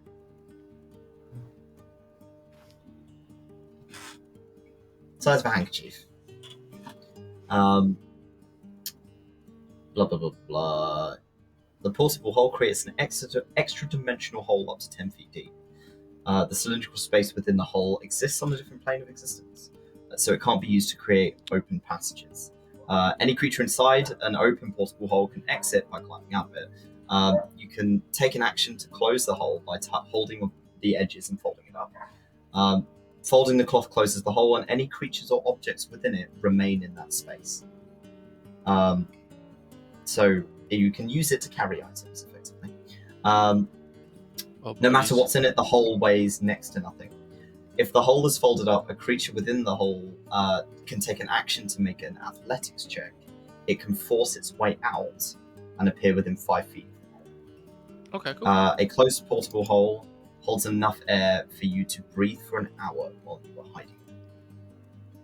That could come in handy. Good to know. Cool. So I've added that to your inventory. You can have a mooch at that when you are. Awesome. Thank you. Have some time. And there was nothing in it? The rabbit didn't have anything in it? It seemed like it had been recently emptied. Bitch. Oh my god, I can put the 𝘏𝘪𝘨 in the fucking hole. Alright, that's perfect. She can also force her way out of it, though. No, she can't. I say so. Okay. So can the bag man. But yeah, don't worry about it. But yeah, I'll just go back to studying and just looking through notes on my siphon. Sinza and Kaiden return to you. Both with significantly sharper looking weapons. Kaiden is facing the wrong way. Can I just say for the bit we're both outside the door, like, can you ask? I could ask. You ask. Yeah, I'll ask. And Just he'll say, he'll knock on the door. Yeah. Hi, Kaiden. Come in. He'll come in, but he'll come in like facing the wrong way. He's like, I know you don't want to see our faces right now, but do you? We're both turned around. Do you want to go see the merchant with us? He's just standing in reverse. Oh, you We're adorable both just idiots. facing the other way. I don't think it would be wise for me to go see the merchant. I feel like I've left the Fey realm in a bit of disarray. And could lead to a bit of a lashing that I don't want. Feel free to ask about that, and if... Do you have anything specific you want us to ask?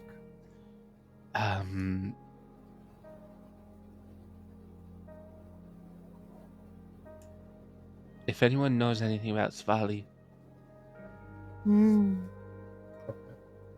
even just a location, because 𝘏𝘏𝘨 has things hunting me now. So Yeah, we can ask that. Mhm.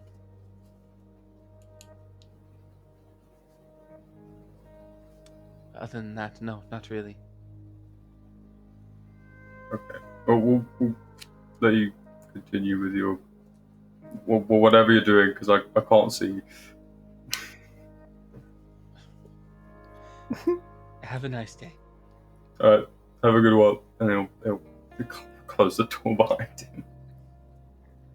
I wanted to throw that fucking hole right behind you just then so badly. Just step back a few paces. If you'd left it on the floor, I was just gonna try and interject and make Kaiden fall in it. See, I didn't even have to want you to fall in it. You want it to fall in it. Like It just would have happened because it's what Kaiden's like.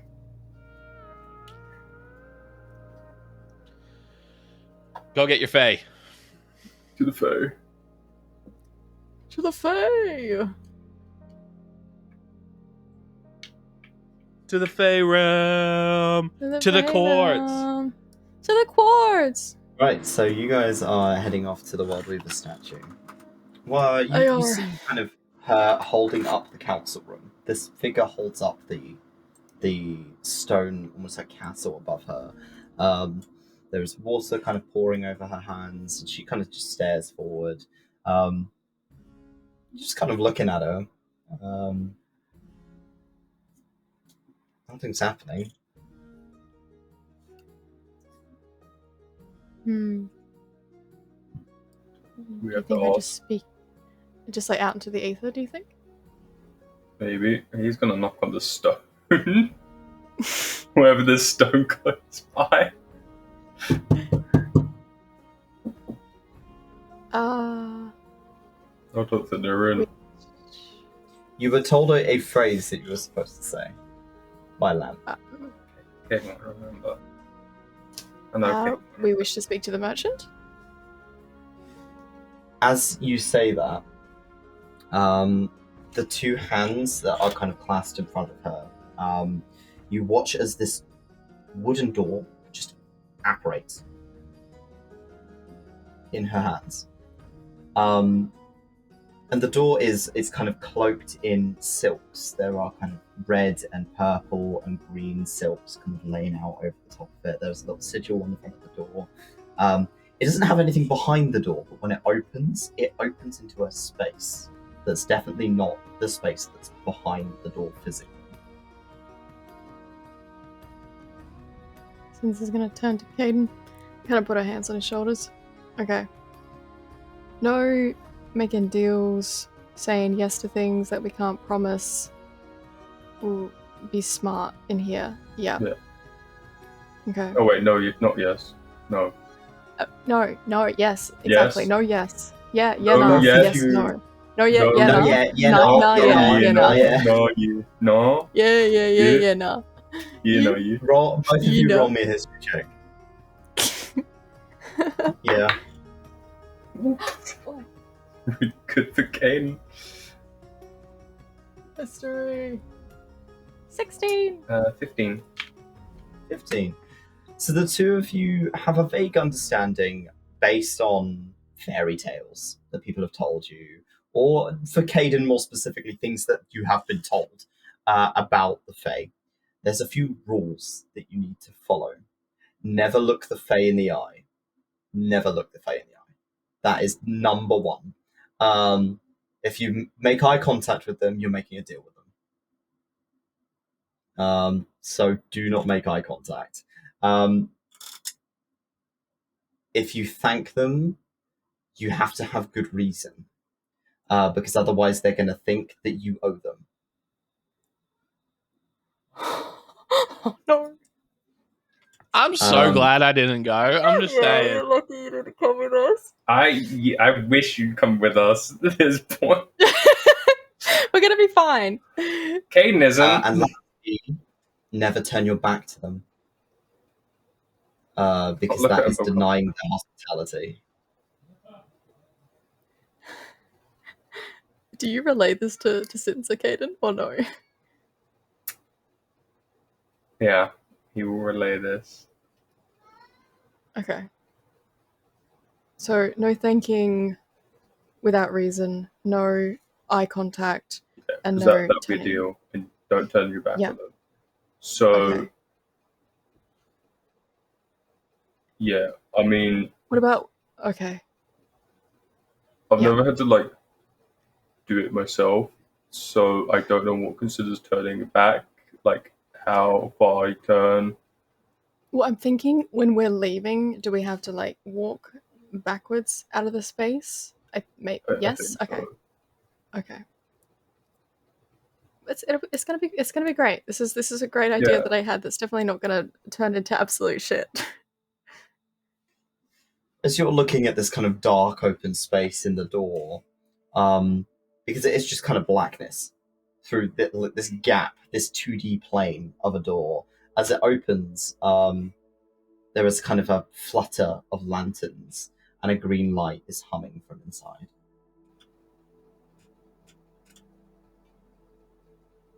Do we Wait, want a code word for let's get out of here? Bees. Bees, yeah. You mentioned they have eyes everywhere, so does that count as a deal, or does it have to be their eyes? Because now I'm confused. You're the one who told me the rules, so... Well, but now I'm getting confused because I don't know many Fate that have eyes everywhere. What if they have multiple eyes? I mean, depending on their form, maybe they have eyes. So I would assume they mean those eyes. Yeah, I'm just gonna If it's close like my eye eyes. contact. I'm gonna close my Okay. eyes. Okay. We should have You invited can you in. wrap something over Yeah. your eyes. If you feel like that will make Kaiden safer. Kaiden will end up looking him in the eyes if he doesn't. Yeah. So you manage to kind of take one of the wraps off of your hands and just kind of strap it around your head. And Sinza, you have to lead Kaiden in. Yeah. You're So he doing takes your him by best. the hand. You're doing the Ymir approach as you make your way in.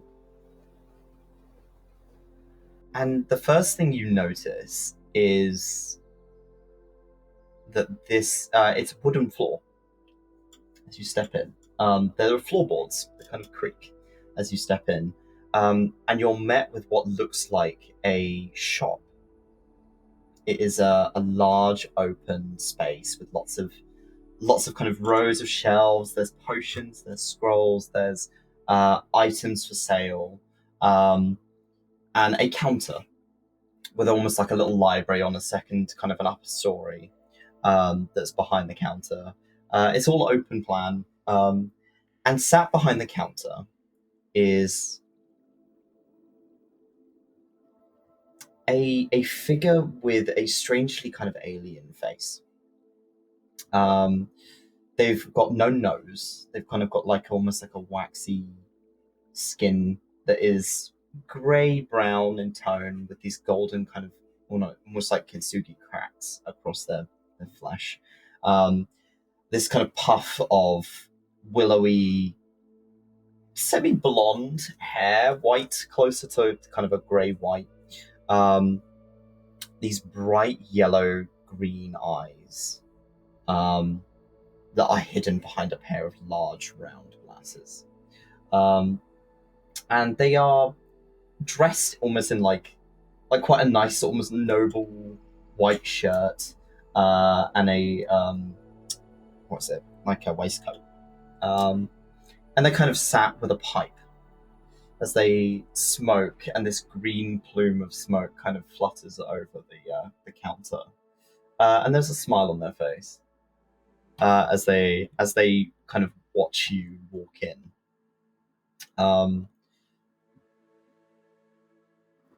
I was not expecting company.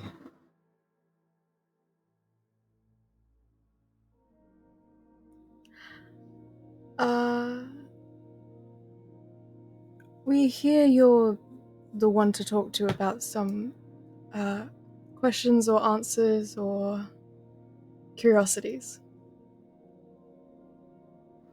Curiosities, definitely. I have eyes everywhere. So I'm told.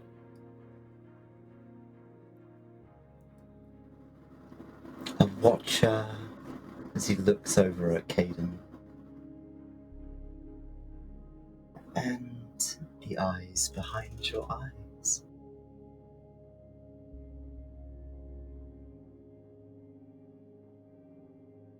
And there's this kind of smile on their face.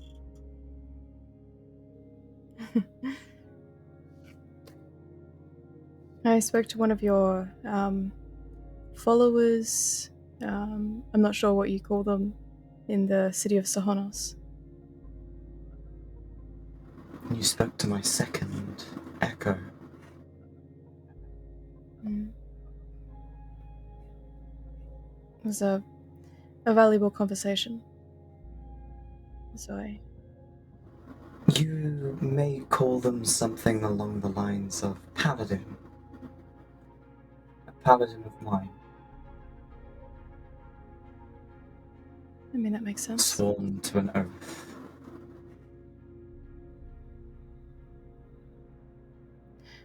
Right. Well, clearly you've come here looking for something.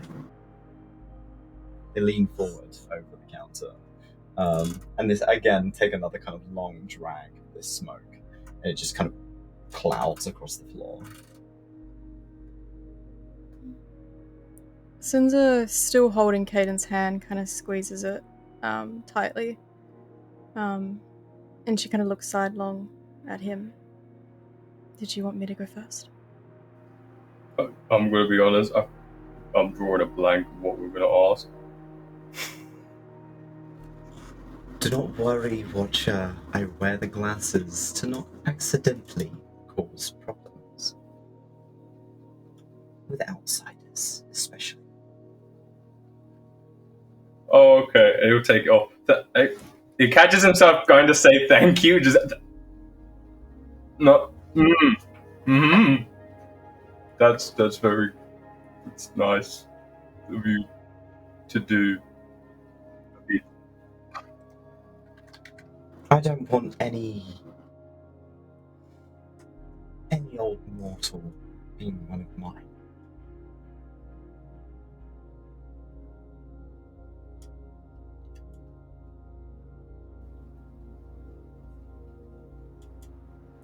They kind of smile, and to prove a point, Sinza, they kind of look directly at you. Sinza looks down. Smart child.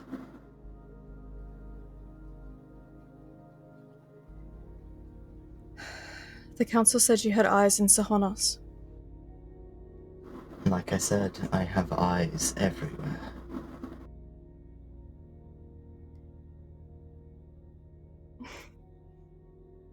Before I ask my question, can you offer me some clarity on what a trade may look like? Nothing comes for free. Trades are what you make them. Offer me something worth something, whether it be monetary worth, sentimentality, memory, something you care about, an object of significance to you, and I will give you something significant back. But we can trade like mortal merchants do. Gold is just as good. Sinza's gonna reach up to her horns and she kind of runs her fingers along them. And she kind of feels over the cuff on the other side. And she slowly kind of pulls it off. And she kind of plays with it in her hand a little bit, kind of showing it off like it catches the light a little bit in the space. An item of worth, but also sentimentality. Does that pique your interest?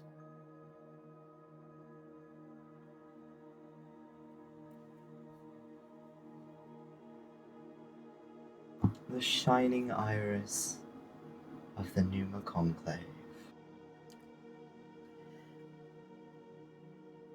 Yes, I think that's worth something. Not the memory, only this item. I do not take without consent.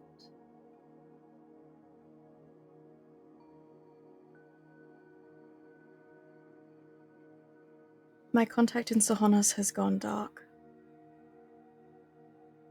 I seek information on who's leading the front to the disease that is running rampant there. The child of Aegis, as their head kind of turns to you. They kind of cock their head a little. The Druia. Ollie. Oleander. We've spoken a few times, briefly.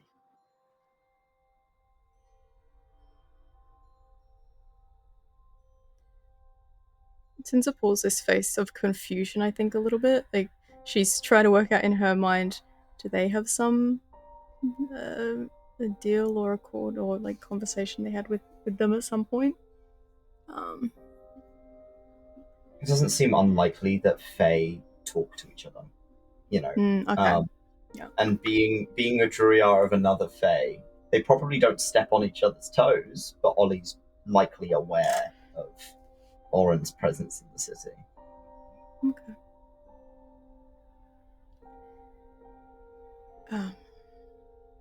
Is that information that you have, or Something you can offer?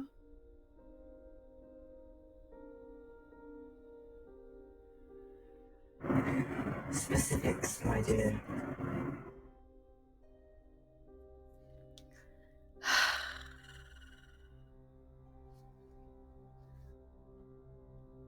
What do you know of synthesis? Do you know what commands it? What is creating it? Commands it. They offer a hand out. His hand is large. Ollie himself, Oren himself, stands at maybe 8 or 9 feet. They are fucking massive. But as they reach their hand forward, their hand almost shrinks to the size of yours to match it. Kaiden didn't say anything about hand holding, so Sinza reaches her hand out and places it in theirs. They take it back, and you watch as they take this little gold cuff and swallow it.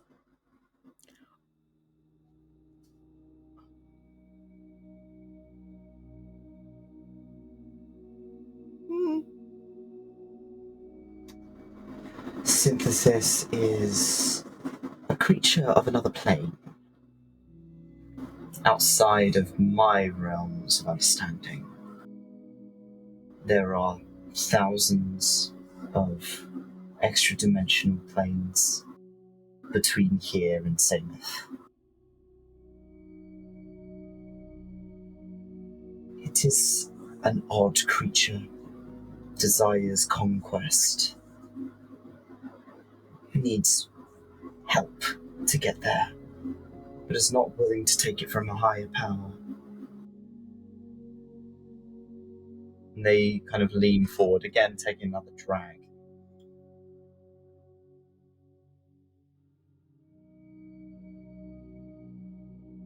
They will use whatever they can get their hands on. And that was your watcher.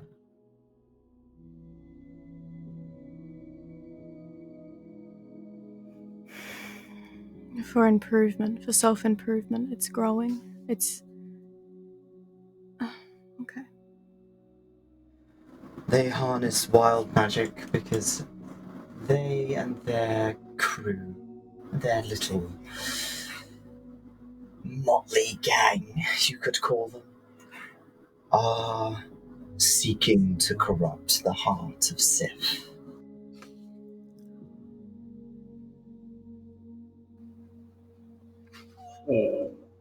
Oh, shit. The hand... Kaiden, you feel Sinza's hand. It's almost like a crushing grip. She's kind of holding your hand.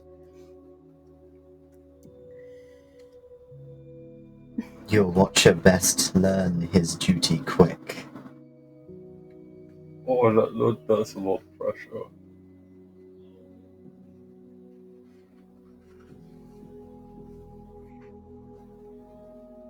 They have been eliminating watchers for some time, in more ways than one. Some killed, some taken. Some made to forget their duty.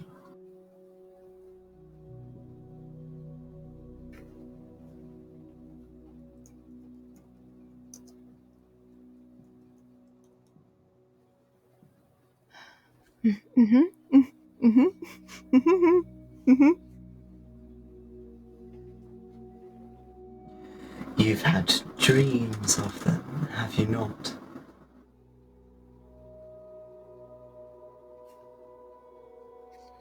Are they speaking to Kaiden or Sinza? Both of you. Okay. I've had some dreams. Yeah. You watch as they kind of click their fingers, take a drag of the smoke, and as they blow it out, it envelops the room entirely. And there is this spark of arcane around you. You can feel it. It hums in your ears. It's kind of intense pressure for a moment.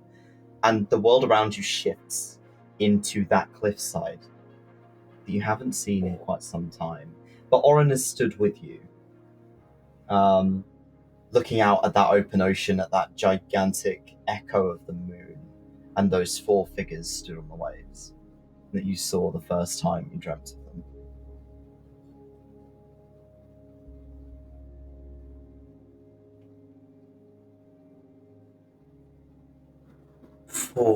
Four of them. You only know of 3.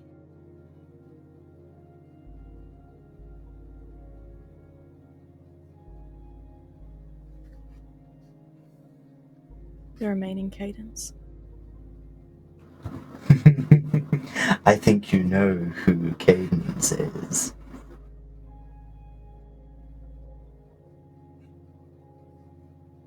As you're looking at these figures, you can make me a history check, both of you. Yes, please. Oh. 14. Well, Okay. Kaiden and Sinza, both of you actually, with those roles, are you're looking across. You can definitely recognize synthesis because you've seen and technically spoken to them in some capacity. Sinza, you obviously recognize the white lichen. Now that you're kind of more attuned, you have an understanding of what you're looking at, you recognize that silhouette, you recognize the eyes. The eyes stand out the most to you because that's the one thing you remember of her. And then there's this kind of hunched over figure with the branches sticking out of their body. And they're covered in, like, looking at it now kind of closer, less kind of blurred. It's still not quite as clear as you'd like it, because they are still cloaked mostly in shadow. They're wearing almost like furs and leaves and a variety of different kind of natural things on their person. And they've got these kind of pink-coloured eyes that stand out.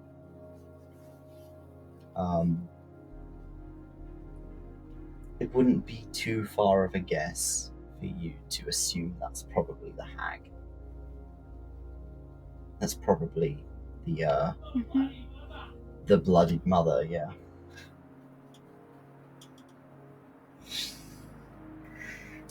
But the 4th figure, the one with the shifting faces, you don't know anything about them.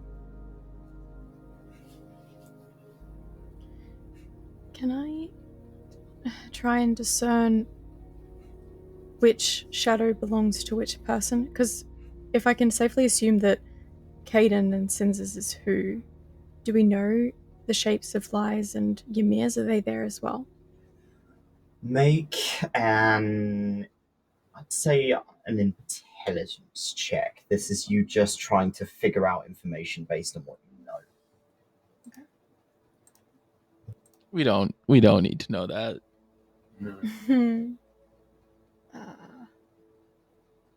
Intelligence? Flat intelligence. Kaiden can help you if he wants to try. I'll help. So just add Not your much modifier, help. your intelligence modifier. Just add that, love. Roll a I can't see d20 and add your intelligence intelligence. I can't see intelligence on my thing. While there we that's go. happening, can this it keep coming back to this cliff? And can you just look around and see what the environment is like? I want to know what the area is. Interesting. Kaiden, can you roll me a nature check, please? Okay. Yes, Just 'cause ball man. it's always the same Intelligent cliff, ball so man. he's like, this has got to be Yeah. a specific place. Where is it? Yeah, nature. Come on. Ooh, it's an 18. Okay. There are 2 places that come to mind for you, Kaiden. We'll get to you, Sinza, in a moment. There are 2 places that come to mind here. Is you've been looking at this map of the world, right? So there are 2 significant kind of cliffs, question mark, that you would assume to be kind of coastal. And given kind of that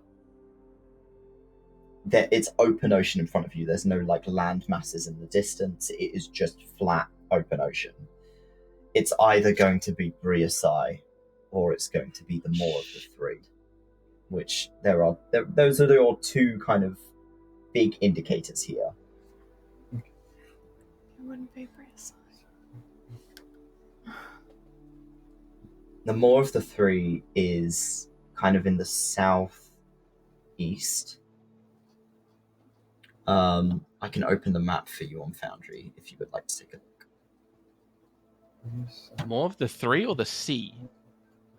More of the sea, that's the one, sorry. Temple of the Three or More of the Sea. It's the More of the Sea. Hey, that's by 𝘞𝘰𝘮𝘭𝘥. It is near 𝘞𝘰𝘮𝘭𝘥.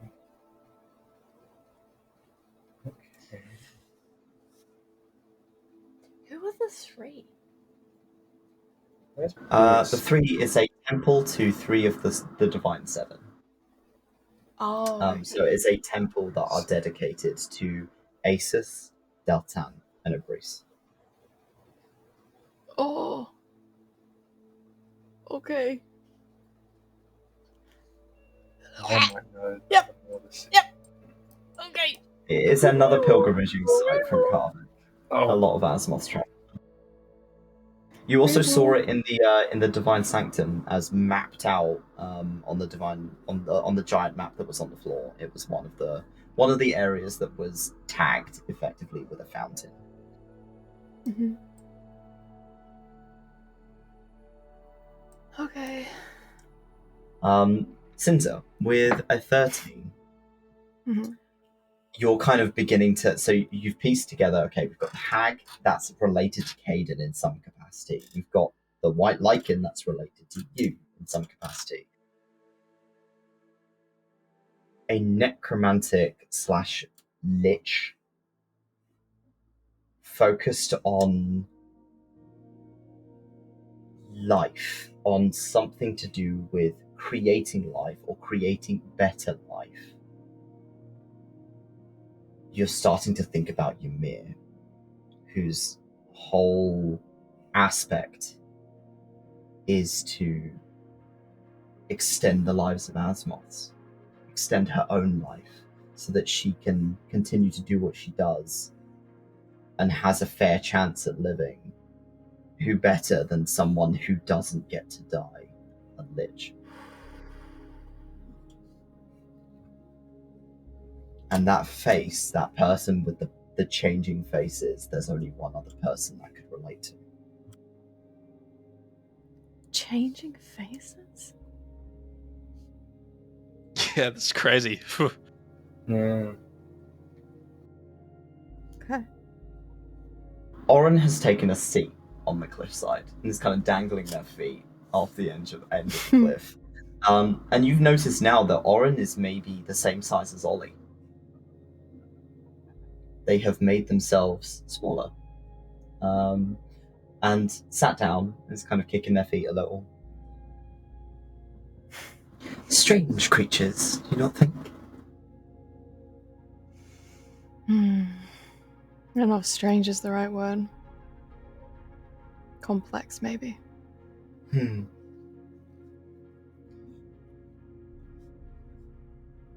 Sinza will move, and she's going to sit down the cliff, not directly next to them, but like off just slightly to kind of look in the direction they're looking. And she's kind of focusing on these 4 figures. The beast, the shapeshifter, the tree, and the necromancer.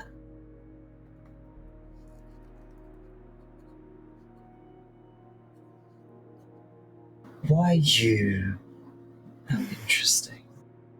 That's what I was going to ask you, to be completely honest. Why us? Oh, if you Why ask a three? question, you best be ready to pay.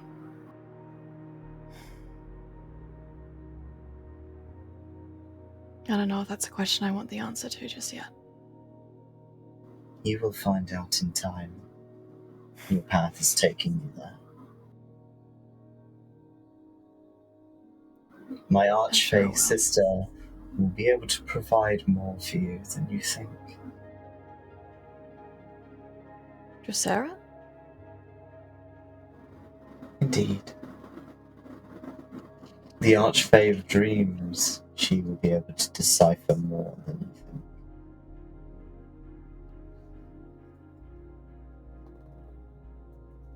think. Maybe not just for me, for all of us. She may be able to look further into this dream. She will be able to pull apart this dream like unthreading a tapestry. And she, unlike me, is a little more lenient with her payment.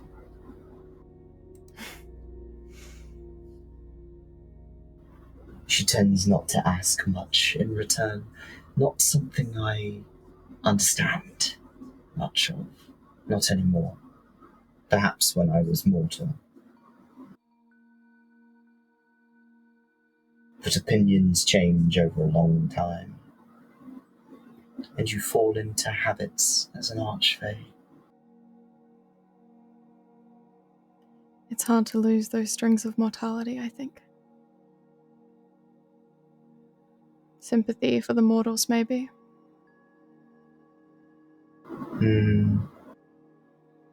I felt sympathy when I was one of them.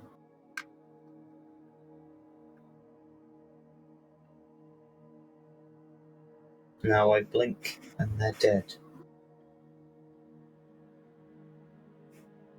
Is it not lonely? Very.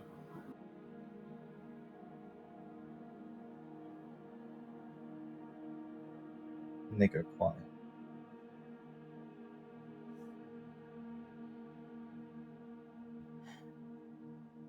Sinza looks over her shoulder towards Kaiden.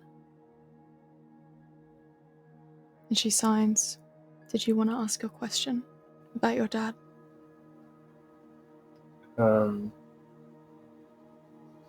Things he'll sign back. Shouldn't we ask about 𝘏𝘏 first? Yeah. Sinza turns her attention forward again. I wanted to ask you, or a friend of mine wanted to ask you about 𝘏𝘏. And yet your friend is not here to pay. Is this the Vi? Oh, I wish I could have met him. I will not speak on who asked the question. You need not. As I said, I have eyes everywhere.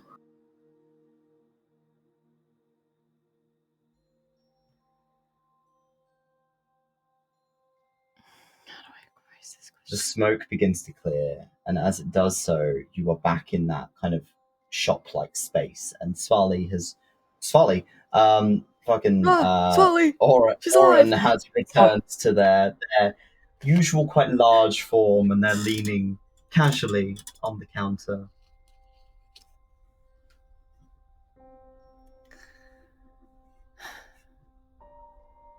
We made a...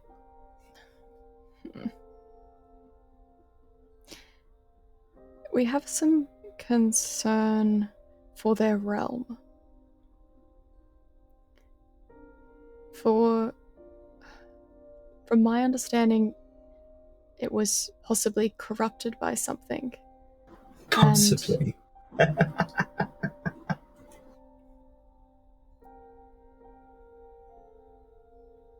So you know it was corrupted. I am the only Fae capable of leaving their realm. My door can apparate anywhere, on any plane. And the other Fae are a little tied to where they live, but it doesn't stop them from sending out their best. Doors and eyes to places. It's convenient. 𝘏𝘏 and I don't get on I meddle in their affairs sometimes with some of the deals I have made, and they don't quite like me. Changing fate and all that.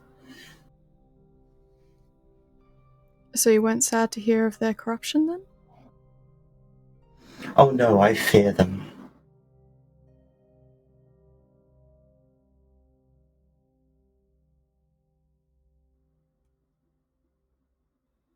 Fae fearing another Fae? 𝘏𝘪𝘨 is more powerful than I could ever be. They are one of the Fae I would consider to be closer to godhood, given their role in how this reality functions. And with Fae straying from their duties, who knows what will happen to fate, to time, to all of the secrets people have tried to keep quiet.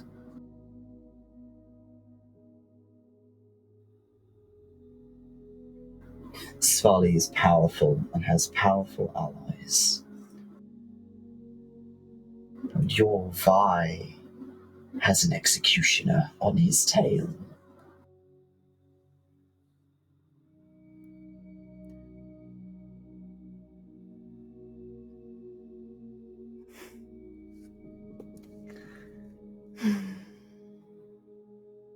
I wouldn't be too concerned. I think it'll all be okay in the end. I hope.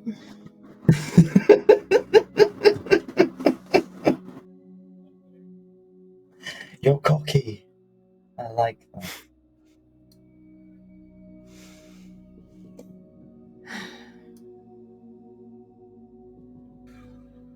I think you answered most of my questions about 𝘏𝘏𝘨, so...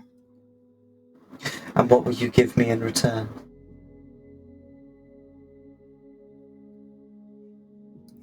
What do you think that information is worth? Toby. We have rock backs. If I... the way... sundial. This may be an intelligence saving throw. The way that I worded this conversation was for me to try and get as much information from them for free. If I refuse to give them something, are they gonna just obliterate me off the face of the planet?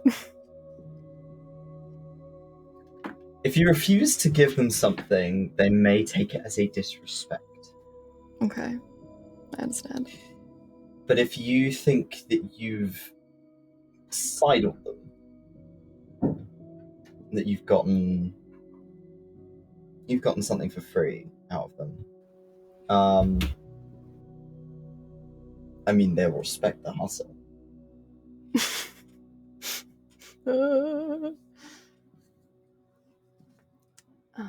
So you watch as Oren's attention has moved to Kaiden whilst they are asking for payment.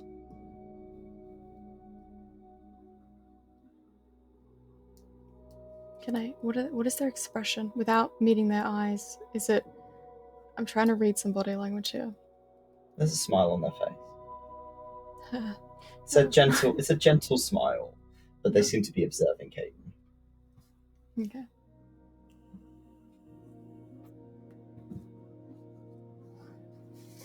I don't think I've got much to offer. I think you do. Watcha.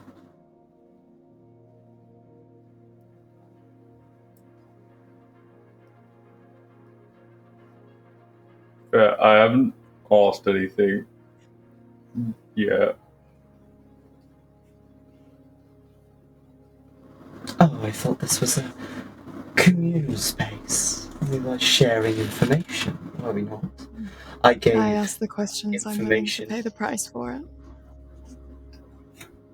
Then what are you willing to pay? A secret? Or a silent thought. Fear. Do you wish me to take it from you?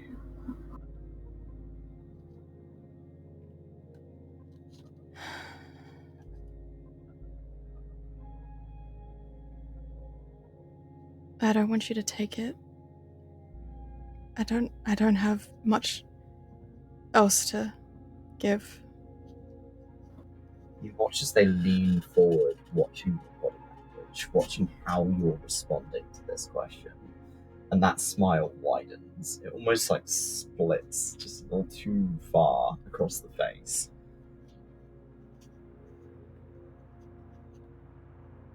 Then think your thoughts and let me hear them.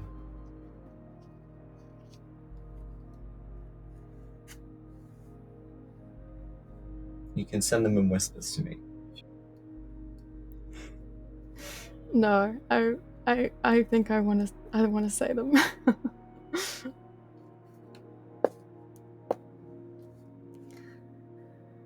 I think I killed my brother.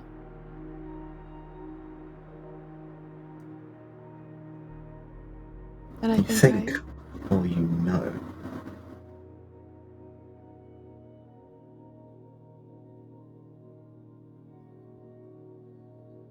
They're watching you very intently. I don't want to believe it. But from a dream I had, and the fact that he still follows me, they all follow me.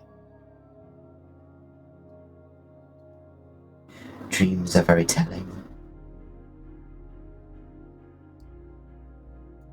Dredging up the worst scraps of your mind to tell you things you don't want to know, don't want to remember. Perhaps that memory of yours was never taken.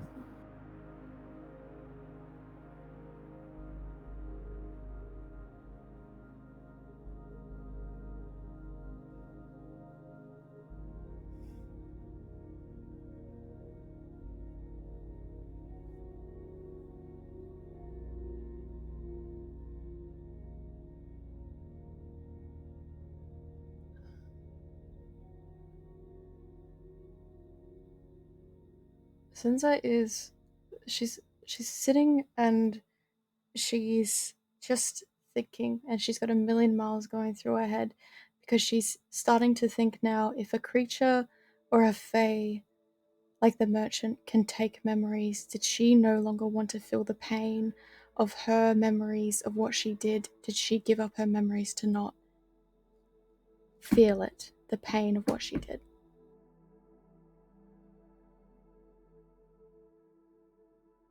That train of thought, as it runs through your mind, earns a smile on Oren's face, and they lean back in a chair. I accept your payment.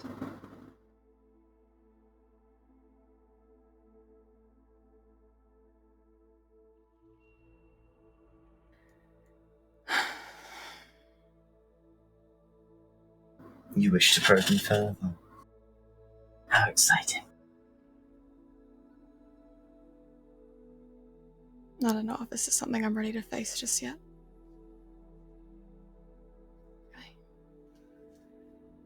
I want to know, but if this is what I'm meeting, is it even worth it? If I already traded in memories and fears and pain and torment, is this something that I really want? I want to know who I am, but if this is who I am, is that even worth remembering? What's the point in living a half-life? Immortals only get one of them, and they're so short. I feel like I'm living too. You may as well merge them. At least pain makes you remember you are alive.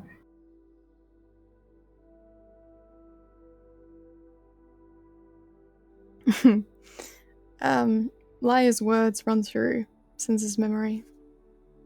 Be selfish. And she pushes forward the memories of the lake. And she's pushing for memories prior to that, to how she got there. Ymir was safe.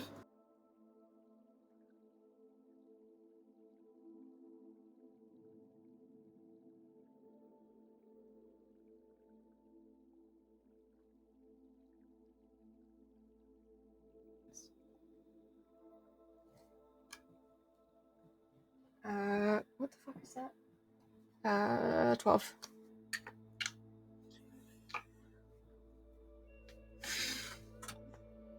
There's a hiccup as you kind of try to push through the Everdark.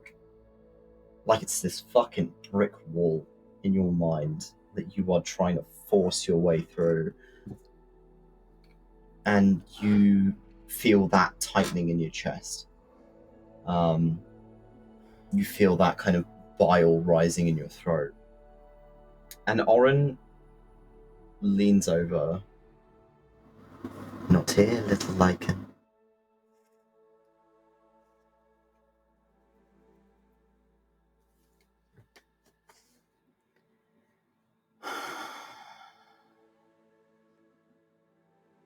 Let me have my fucking memories. Fucking bitch. So you do want that? I just want to understand. I just want these pieces of myself.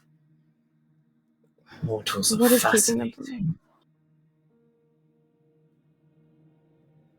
I'm sick of looking at people and them looking at me like they know me and I don't know who they are. I'm sick of fearing that I'm going to lose people because I forget them. Like the little iris. Or the bard.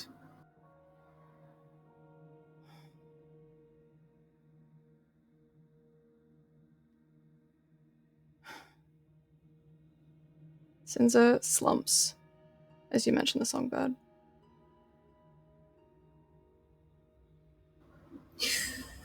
Puzzle's not complete without all of its pieces. Unfortunately, giving back memories is not exactly my repertoire.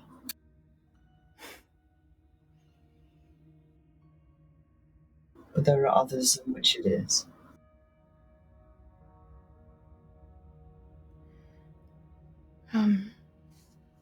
Sinza very quickly kind of picks herself up, and she tries to put on that front that she holds very closely. Like you said,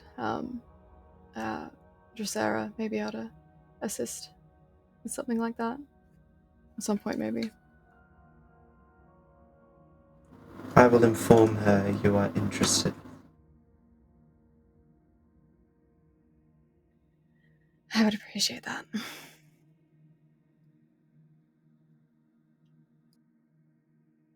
And you, Watcher.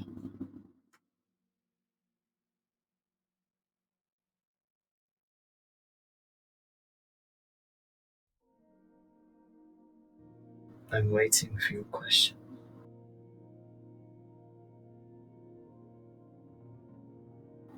And your offer.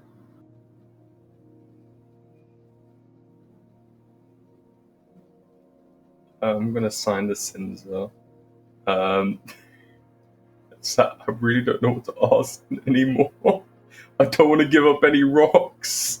Does he sign, I don't want to give up any rocks? Yeah. Oh god.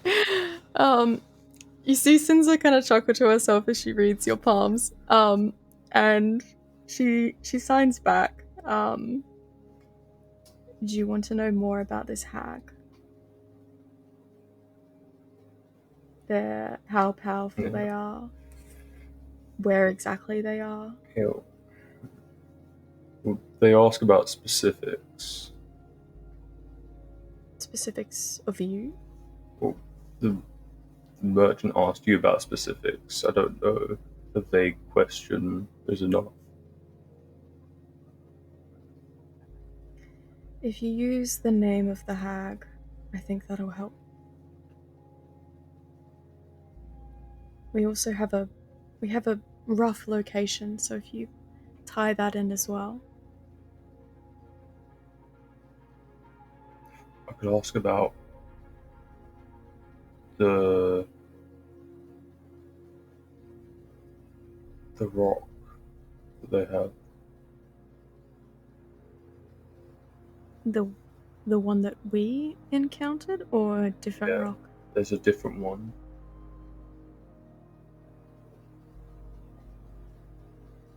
I mean, One of the hearts. I don't want to metagame here. Has Kaiden told Sinza anything about the Heart of Sith, or anything along the lines of this rock, per se? You mentioned I'm not there's sure if he another has. It's been mentioned. In terms of the story of the heart, you're not really super informed. I mean, if that's something you want to understand further.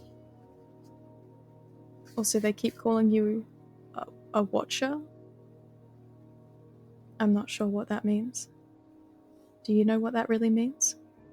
one. Not really, but that'd be a lot of questions. Focus on something that we may not be able to find in books.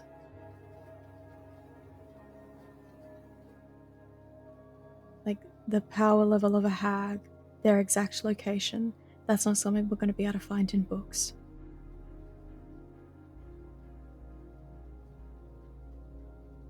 We also will How be to able help to your dad? find out about the Heart of Sith in books. Maybe?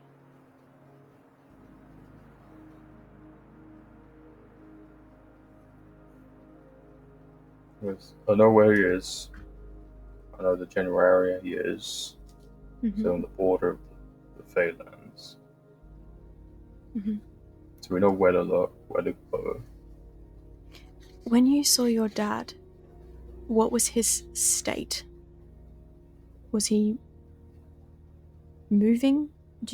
No, he was like standing guard, but his feet were wrapped up into the ground. That's something I would ask about. Maybe how to free him? Okay.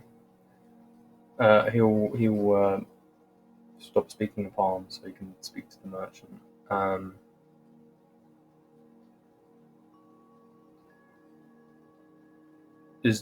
Is there a way that I can free my father from the bleeding mother's influence?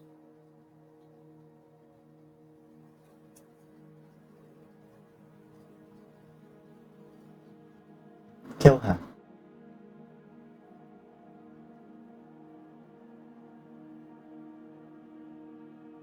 That's an easy question.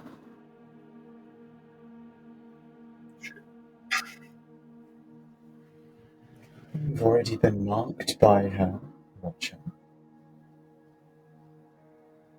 I've been marked. Another question. As they smile. That was a statement.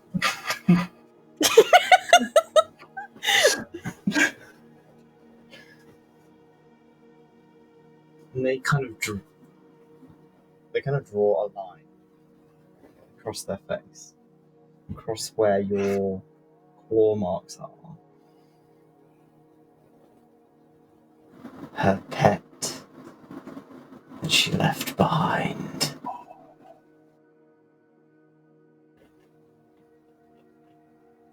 You mean asshole? I appreciate that's what you call it. Well, that's its name. It's awesome. Mortals have funny naming schemes.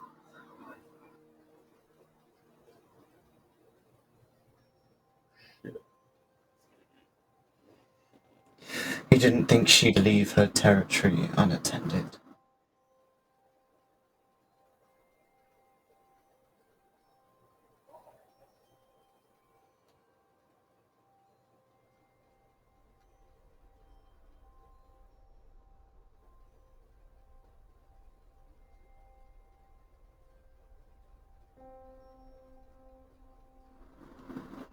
Witch of the Drowy Green left her pet behind to keep guard of her old lands. Moved to greener pastures, more powerful pastures, so she could seep off the energy of one of my kin.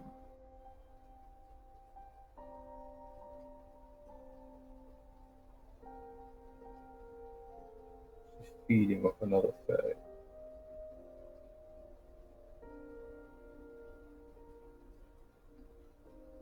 Siphoning power.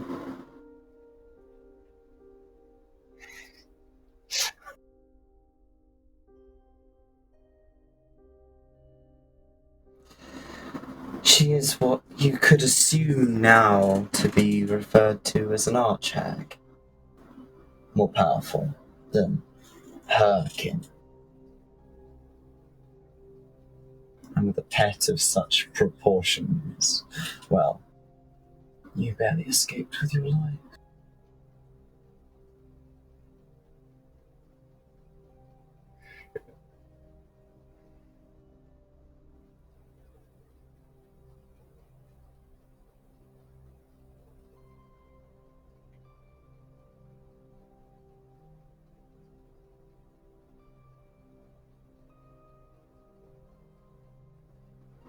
In exchange for this gift of information, I have an offer to make you, little watcher.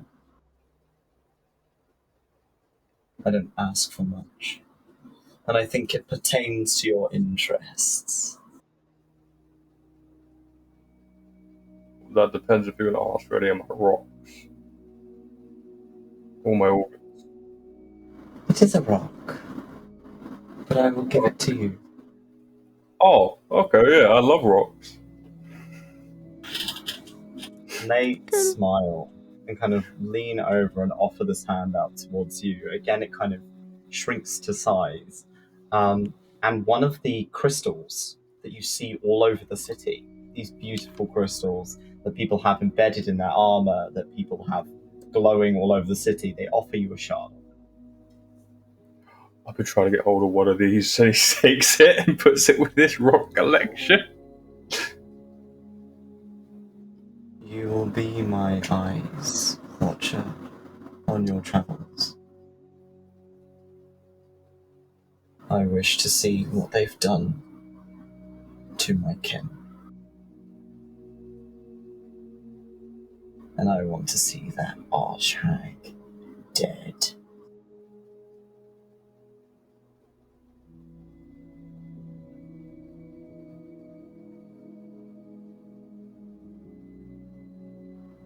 Well, You will bear this stone openly. Wear it as a necklace, an earring. Let me see.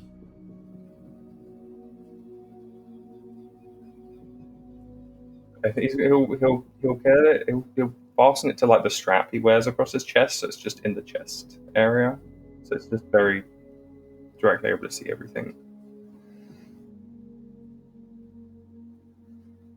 And that is your debt paid. But do not lose it. Do not get it destroyed, or else our debt is concluded, and I will take that information back. Understood. Good. I'm glad we could come to an amicable agreement.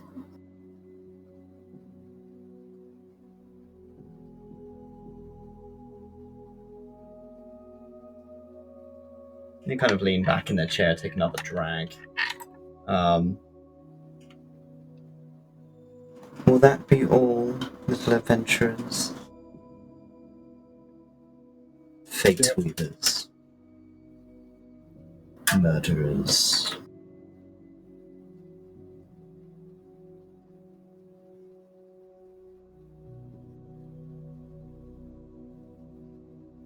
I think I'm good. Sinza, unless you want to look around the other stuff they sell. Sinza has gone very still at the use of the word murderers.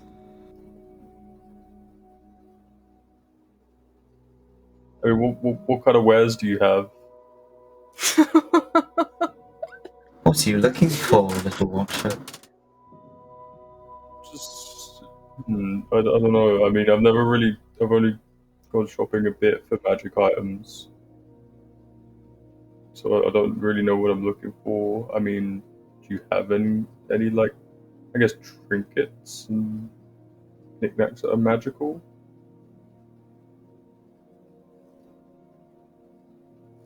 I do. Something that may be of interest to you. Something I'm not sure you can afford. Is it Maybe tilt not. ahead? But maybe I could come back for it. Fingers, and a coin appears in their fingers. And place it on the table. It has got a strange rune on it. Something you don't recognize. Keep forgetting to turn the voice changer off. Sorry, kids. Sorry.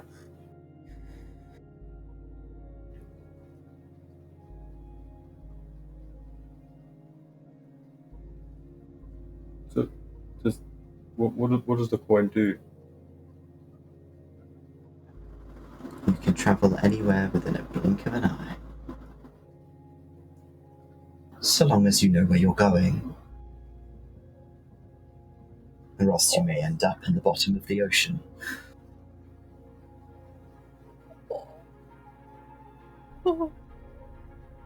Sinza, we kind of need that coin. Yeah, I know how much. How much are you willing to give? How much do you think it's worth?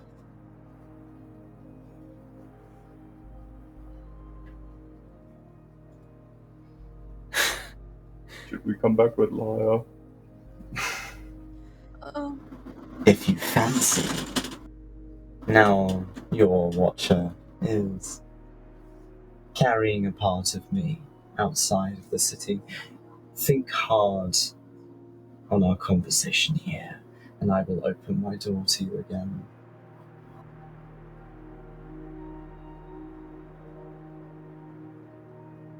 When you have enough to pay.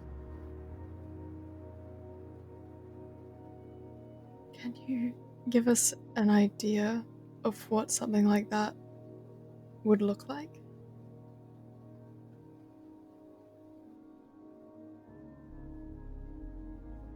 A significant memory. Or 5,000 gold.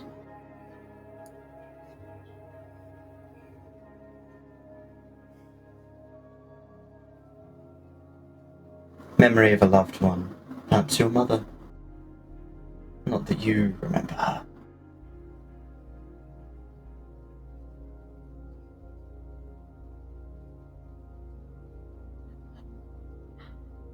So really, what would you be losing?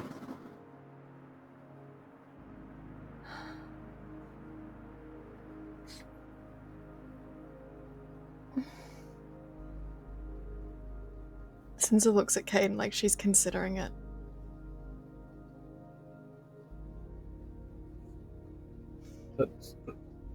Let's go talk to Lyre about this first. I know Lyre's not going to agree with this. I don't know if he will. We kind of need this coin. We've got He's places we need to go that are on like Yeah. different corners of Sith, and I don't know if some of those are time sensitive. I know Lyre's going to be like, why would you make deals? Don't make deals. That's stupid. Don't. Maybe, No. But if we're going up north and then something, I don't know, happens with 𝘞𝘏𝘭𝘮, how are we going to get there? You know, or the Drowery Green, Like, or If I anywhere. offer a memory I don't remember, what have I got to lose? I'm never going to Then you won't remember be able to again. get it back.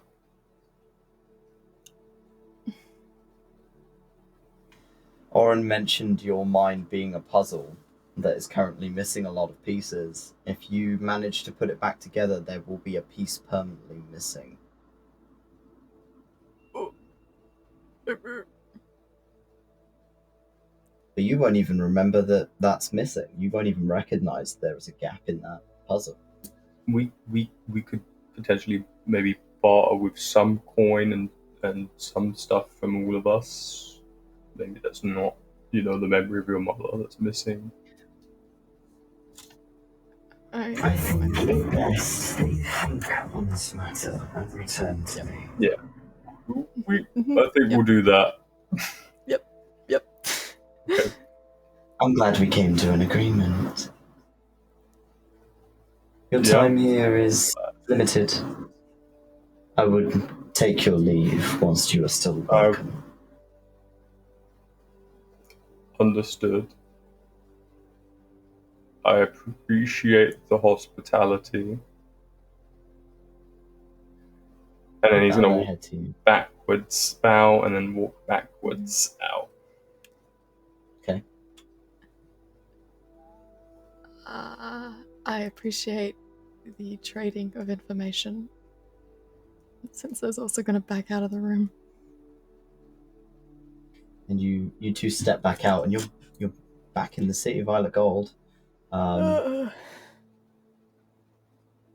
it's peaceful. The door closes, and as the silks kind of show the door vanishes, and the hands are now empty.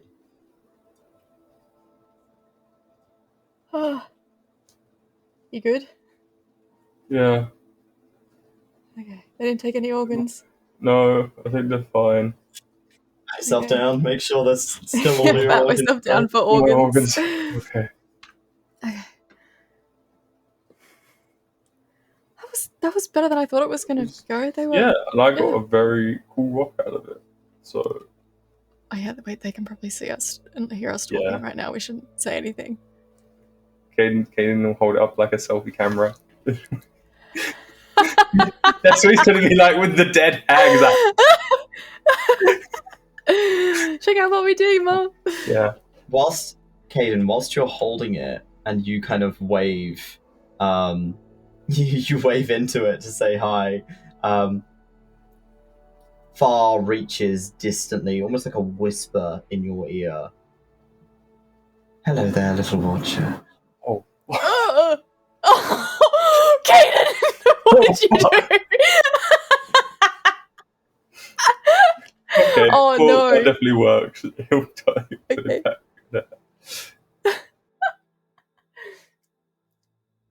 Let's go tell Lyre about everything that just happened. Let's go tell Lyre all of the shit we've just done. Yep. So you return to Lyre, who is still like finishing up his notes in his book and doing some more study. Lyre. While they're gone, just because it's the first time Lyre sort of had time to herself, can I send a message? Of course, you can send sending. I would like to send a message to my sister again. Okay. Because she mentioned 𝘞𝘏𝘭𝘏 was dangerous, and he's been thinking about it. So he's gonna tap his trident, and those radio frequency waves are gonna appear between each prong, and as he speaks, they reverberate.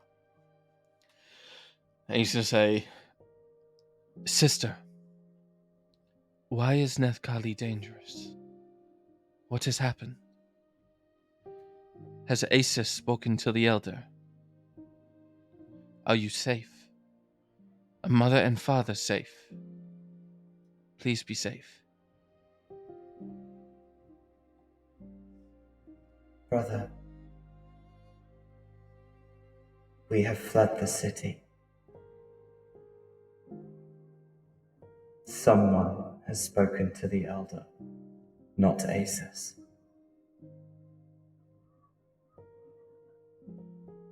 But they will come for your head. Please remain safe. I love you.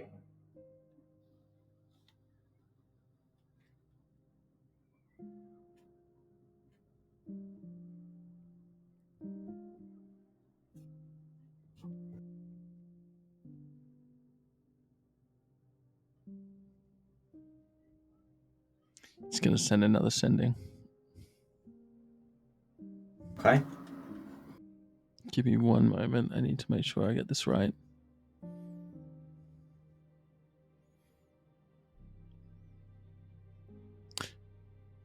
I'm going to send a message to Elder Sita. Okay. Sita, what have you done to 𝘞𝘰𝘮𝘭𝘥? What has happened?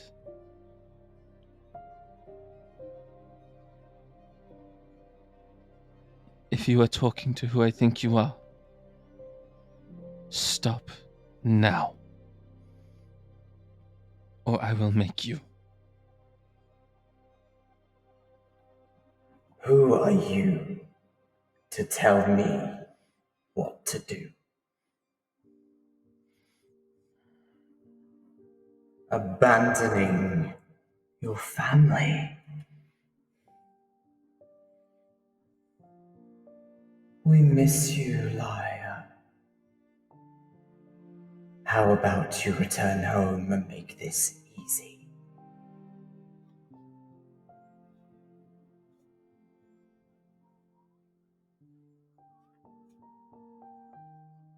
Send one last message before they get home. Okay. Send it again to Sita. Okay. I plan to return home. You can call off your hunt. I will find you.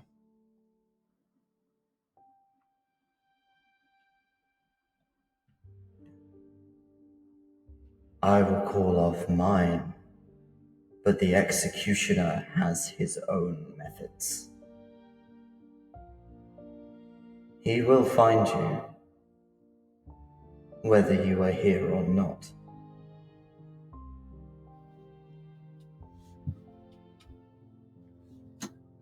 Lyre's just gonna sit and pet Icarus. Kitty. The two of you return back to the accommodation as this final sending fizzles into nothingness. And with that, we are going to end our session. Whoa! Thank you very much for playing, and we will get back to this next week. I know we've been on and off with posting because we've been not recording as much because of work and blah blah blah blah, but we will get back to it as soon as. So thank you very much for watching, and we'll see you next week. Love, love, love, love, love. Bye.